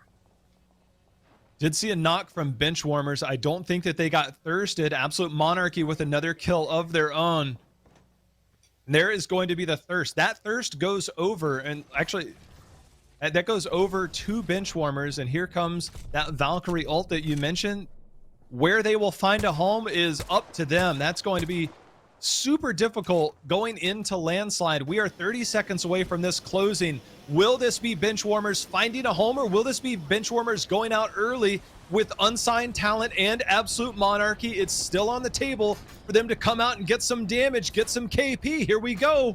RCO on the way in, they end up losing one, Out of heralding bounds. what might be yet another team. What? As look at that, how is it possible? 2 members died to out of bounds on the side of Unsigned Talent. A very awkward demise for that team. Now even more difficult, well, even more difficult for other teams to contest, as 2 more kills gone now to the map of all things. This is a really strange place to be in. RCO protecting their little area, their little haven that they've got here, as they end up throwing down the caustic ult and trying to take the fight. Prowler is out, and Burton is actually almost down, but ends up surviving just in time to be taken out by Sinus Please instead, as they end up slicing in from the back, dicing him up, and now taking what is one of the best spots inside of this next ring. It is another chaotic pull, Jayhow, as we keep getting these really crazy zones that throw everyone together. And every so often, Benchwarmers is getting a knock, and they are still here in the top 7. Absolute Monarchy, one of those teams that needs a lot of KP. Right now, according to one, we don't see that yet. They could have more, but the rest of the teams converging with no cover. There are 2 areas that will really have cover. One team can kind of peek on the top there. CIMJ, a team that loves to play undercover in the middle of all this, won't necessarily have a safe rotation. They're looking down towards these stairs They might just have to push this. They have to get some damage off of this to get that confidence to go in. Oh my god, and they really can't leave the building either. Caustic Ultimate would be really nice. It would be just in time, but they end up saving it instead. As Absolute Monarchy, they're engaged in a fight, now poking down over at this squad that's gatekeeping Legacy MX. Everybody's Where focus is Benchwarmers? I know, this is really, really crazy. They are hiding somewhere in Are they up there? Perfect. Did you see those? Did you see that highlight? As there we go. Here they Benchwarmers are. finally end up showing up and are in a fight on their own against the last member of the Neanderthals. They're gonna make short work of that as Noct manages to recuperate, but everybody sees that in the kill feed and wants a part of this. A lot of damage comes through with the R99, and Rambo goes huge, but is it big enough? As he's got no my and finds a second Noct. How is it possible? Noct has managed to heal up as well, but is getting chewed through in the meantime by Sign Us Please, who smell blood in the water and are gonna take out Benchwarmers in a few short seconds. They're looking for Noct right now, who has some solace. It seems like right there, that's the end of Benchwarmers' 4th place. It No, still rather might be 6th enough. place. It still might be enough. 6th place, they had a handful of KP. Now look at this. Sung Sung showing up. Absolute Monarchy, the team that needs a lot. Sign Us Please, also nearby. These are the teams that need the massive games to try and have any chance at all of taking over that #1 spot, but Benchwarmers might have already done it. Somebody else out there can do the math. We're down to 3 teams left. And it's all about who wins this game right now, who secures themselves the most points, the best chance of taking that win. But 3 members strong up here on the top. Buff, Pathfinder are in control of the lobby. They've got a long distance to go until this next ring closes. And honestly, you gotta force CIMJ and Sign Us Please together, or you're gonna have nothing doing. Well, I said Buff Pathfinder would be one of those teams that could be the pop-off team in these last few games. Didn't quite have it in game number 5, but they are doing it here in game number 6. Round 6 about to close. It's for all the marbles right now. Buff Pathfinder under assault from some nades just behind this. We'll be able to get the battery off, but the fight's going to continue. Down goes 1 member. Sign Us Please moving up. A team that's had a great day, looking to have a dominant day. They're coming forward. Wicked and team moving in, but it's Buff Pathfinder able to hold them back for now. The last game of the day, and Sign Us Please want to play this with precision. They're not taking any unnecessary risks, and I'm gonna have to wait until their dome comes right back up. Buff Pathfinder, though, are being pushed from the back by CIMJ, who is doing Sign Us Please's work for them. Dresovic's not gonna be able to get back into this fight anytime soon. With this round closing, feels like Buff Pathfinder, they might just be left to the ring if they're not careful. You only have so many cans. They're 1 second away from having another gas can down to buy them a little bit of space. You see on the left there, it's Sign Us Please, who've had a phenomenal day, looking to put a capstone on this. CIMJ comes out with the laser beam known as the 301. Things are closing in pretty tight here. It is Syncton team. That's going to be Sign Us Please coming in to do the damage. They're coming in to put an exclamation point on this game. They are coming through and they are dominating. It's up to 1 member left from CIMJ. Will they be able to clutch up as Sign Us Please looking to close it out? 3 members come up over, and they will be your Game 6 champion. It is the classic Sign Us Please move there to run over teams, to force them together in the end game, and it couldn't have come at a better time. So many points were racked up by them on this final day, and the question on everybody's mind is, was it enough? How many of these teams have not just found first place today, but managed to secure enough points to make a strong impact on the top 16 that will be nominated at the end of Preseason Qualifier number 4. I genuinely believe this might be the time finally we get to say Benchwarmers is in. But after such a big game by Sign Us Please, we got to figure out how close that gap was. My goodness, what an ending. I mean, I really think, they fried there at the end, and I think they got credit for a couple of those KP as Sign Us Please came in and ultimately finished those knocks. It depends on when they finish those knocks. That's very critical information on what could be a determining factor. I don't know if that really mattered, but when they would have finished that other team is just as important as when they finished or when Noct got finished. So those things can be KP going one way or the other. Very hard to tell, but you gotta imagine Benchwarmers did enough, and my goodness, a monkey off their back that would be. Oh my lord, Rambo went so huge in that fight as well. Like, oh my lord, the R99 shots with that were absolutely wild. Like that's why people talk about bench warmers so much. I mean, we mentioned it a little bit earlier, but they're kind of that super squad, a lot like Shishar, and that kind of clip sort of proves it. God mode. I mean, he Yeah. literally flipped the switch called God mode, went crazy in there. I mean, it's weird that you see two people on a team that have a penchant to run the R9. We know Madness loves the R9. We finally saw him switch off from Wraith after eons, it felt like, in the competitive scene, now shifting their meta. But those teammates, they love playing R9s. Of course, Rambo getting in there in the close range. We saw that beam. Man, let's look at this. Sign us, please. 25 points. My god. Oh my god. Points. Did they do No it? way. They actually might have been able to do it with how huge that win was. And Oh my god. If you have it, please give us the end game screen, because there is a genuine chance that Sign Us Please are the ones on top of it. It has been such a close day with so much chaos. And just to take a look at those top 4 squads, I mean, they have all shown some incredible stuff. CIMJ kind of coming out of nowhere in the last 2 games as well. Yeah, CIMJ did it by way of positioning. You can see they only had 2 kills, but they knew where to be and when to be there. So credit to them, but all eyes are on Sign Us Please and whether it was enough.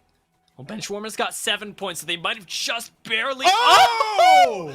Oh my lord, they barely eked it out. 3 points. 1 squad wipe is the difference. I really, I mean, razor thin. And the reason I mentioned when those kills went through are if you wipe a team and the other team still has knocked players, you can come in and take that KP. Whether that was the deciding factor or not, I don't know. I believe there was only 2 there. So that was very close. I don't know what the tiebreaker is if they did end up getting that 3rd one. But finally, the team that everybody anticipated being the team that I think around the competitive scene globally, everybody said Benchwarmers would be the one team that deserved the spot the most. But instead, they had to fight their way in. And you know what I heard Madness say during that beginning of that? He of course, there was probably some disappointment, but he said that just means more content because I get to play more games and stream more competitive, which is where he really shines. And so shout outs to Benchwarmers finally doing what we knew they were going to do. Yeah, I mean, and you can see it as well. I would invite all of you. I love having you all here, but to go back and listen to the comms that they have, because it really demonstrates that they've got the competitive experience. You think about Noct from C9, you think about I'm Madness from CLG, and Rambo from XSET. They are, in their own teams, still rocks that they can rely on, and now having jumped from those and formed their own squad very clearly, they've got a whole lot to bring to the pro scene. I'm so happy that they qualified in this way, and it honestly is probably a big sigh of relief for a lot of these teams as well, because you don't have to face up against Benchwarmers in lobby number 4. I still want to rewind that, because regardless of when they got that KP, it was Rambo that got the knocks. Yeah. He literally saved the game, because had they not got those and they went out there, it's very likely that Sign Us Please comes in and kills those members. They never get the 2 KP. Instead, it's a 4-point swing in that situation. Think about that. Rambo just saved the day with that R9. There might have been some additional shots, but a laser beam came out, a Superman cape went over his back, and they did it right there. That is amazing. What an amazing moment for that team. And they can look back on that. They can look back at their performances. They knew they were going to get here. But that play right there is a 4-point swing that could have gone the other way and could have been entirely different. That is amazing. It is moments like this, J-Hal, that make me so grateful to be casting this game, make me so grateful to be able to witness the incredible levels of Apex Legends that we get every single week, and we're only gonna get more of it. We've got 1 more preseason qualifier to go in 1 week, and you guys better be there or be square, because today was wild, and it's just gonna get better. We'll catch you guys next time on the North American preseason qualifiers.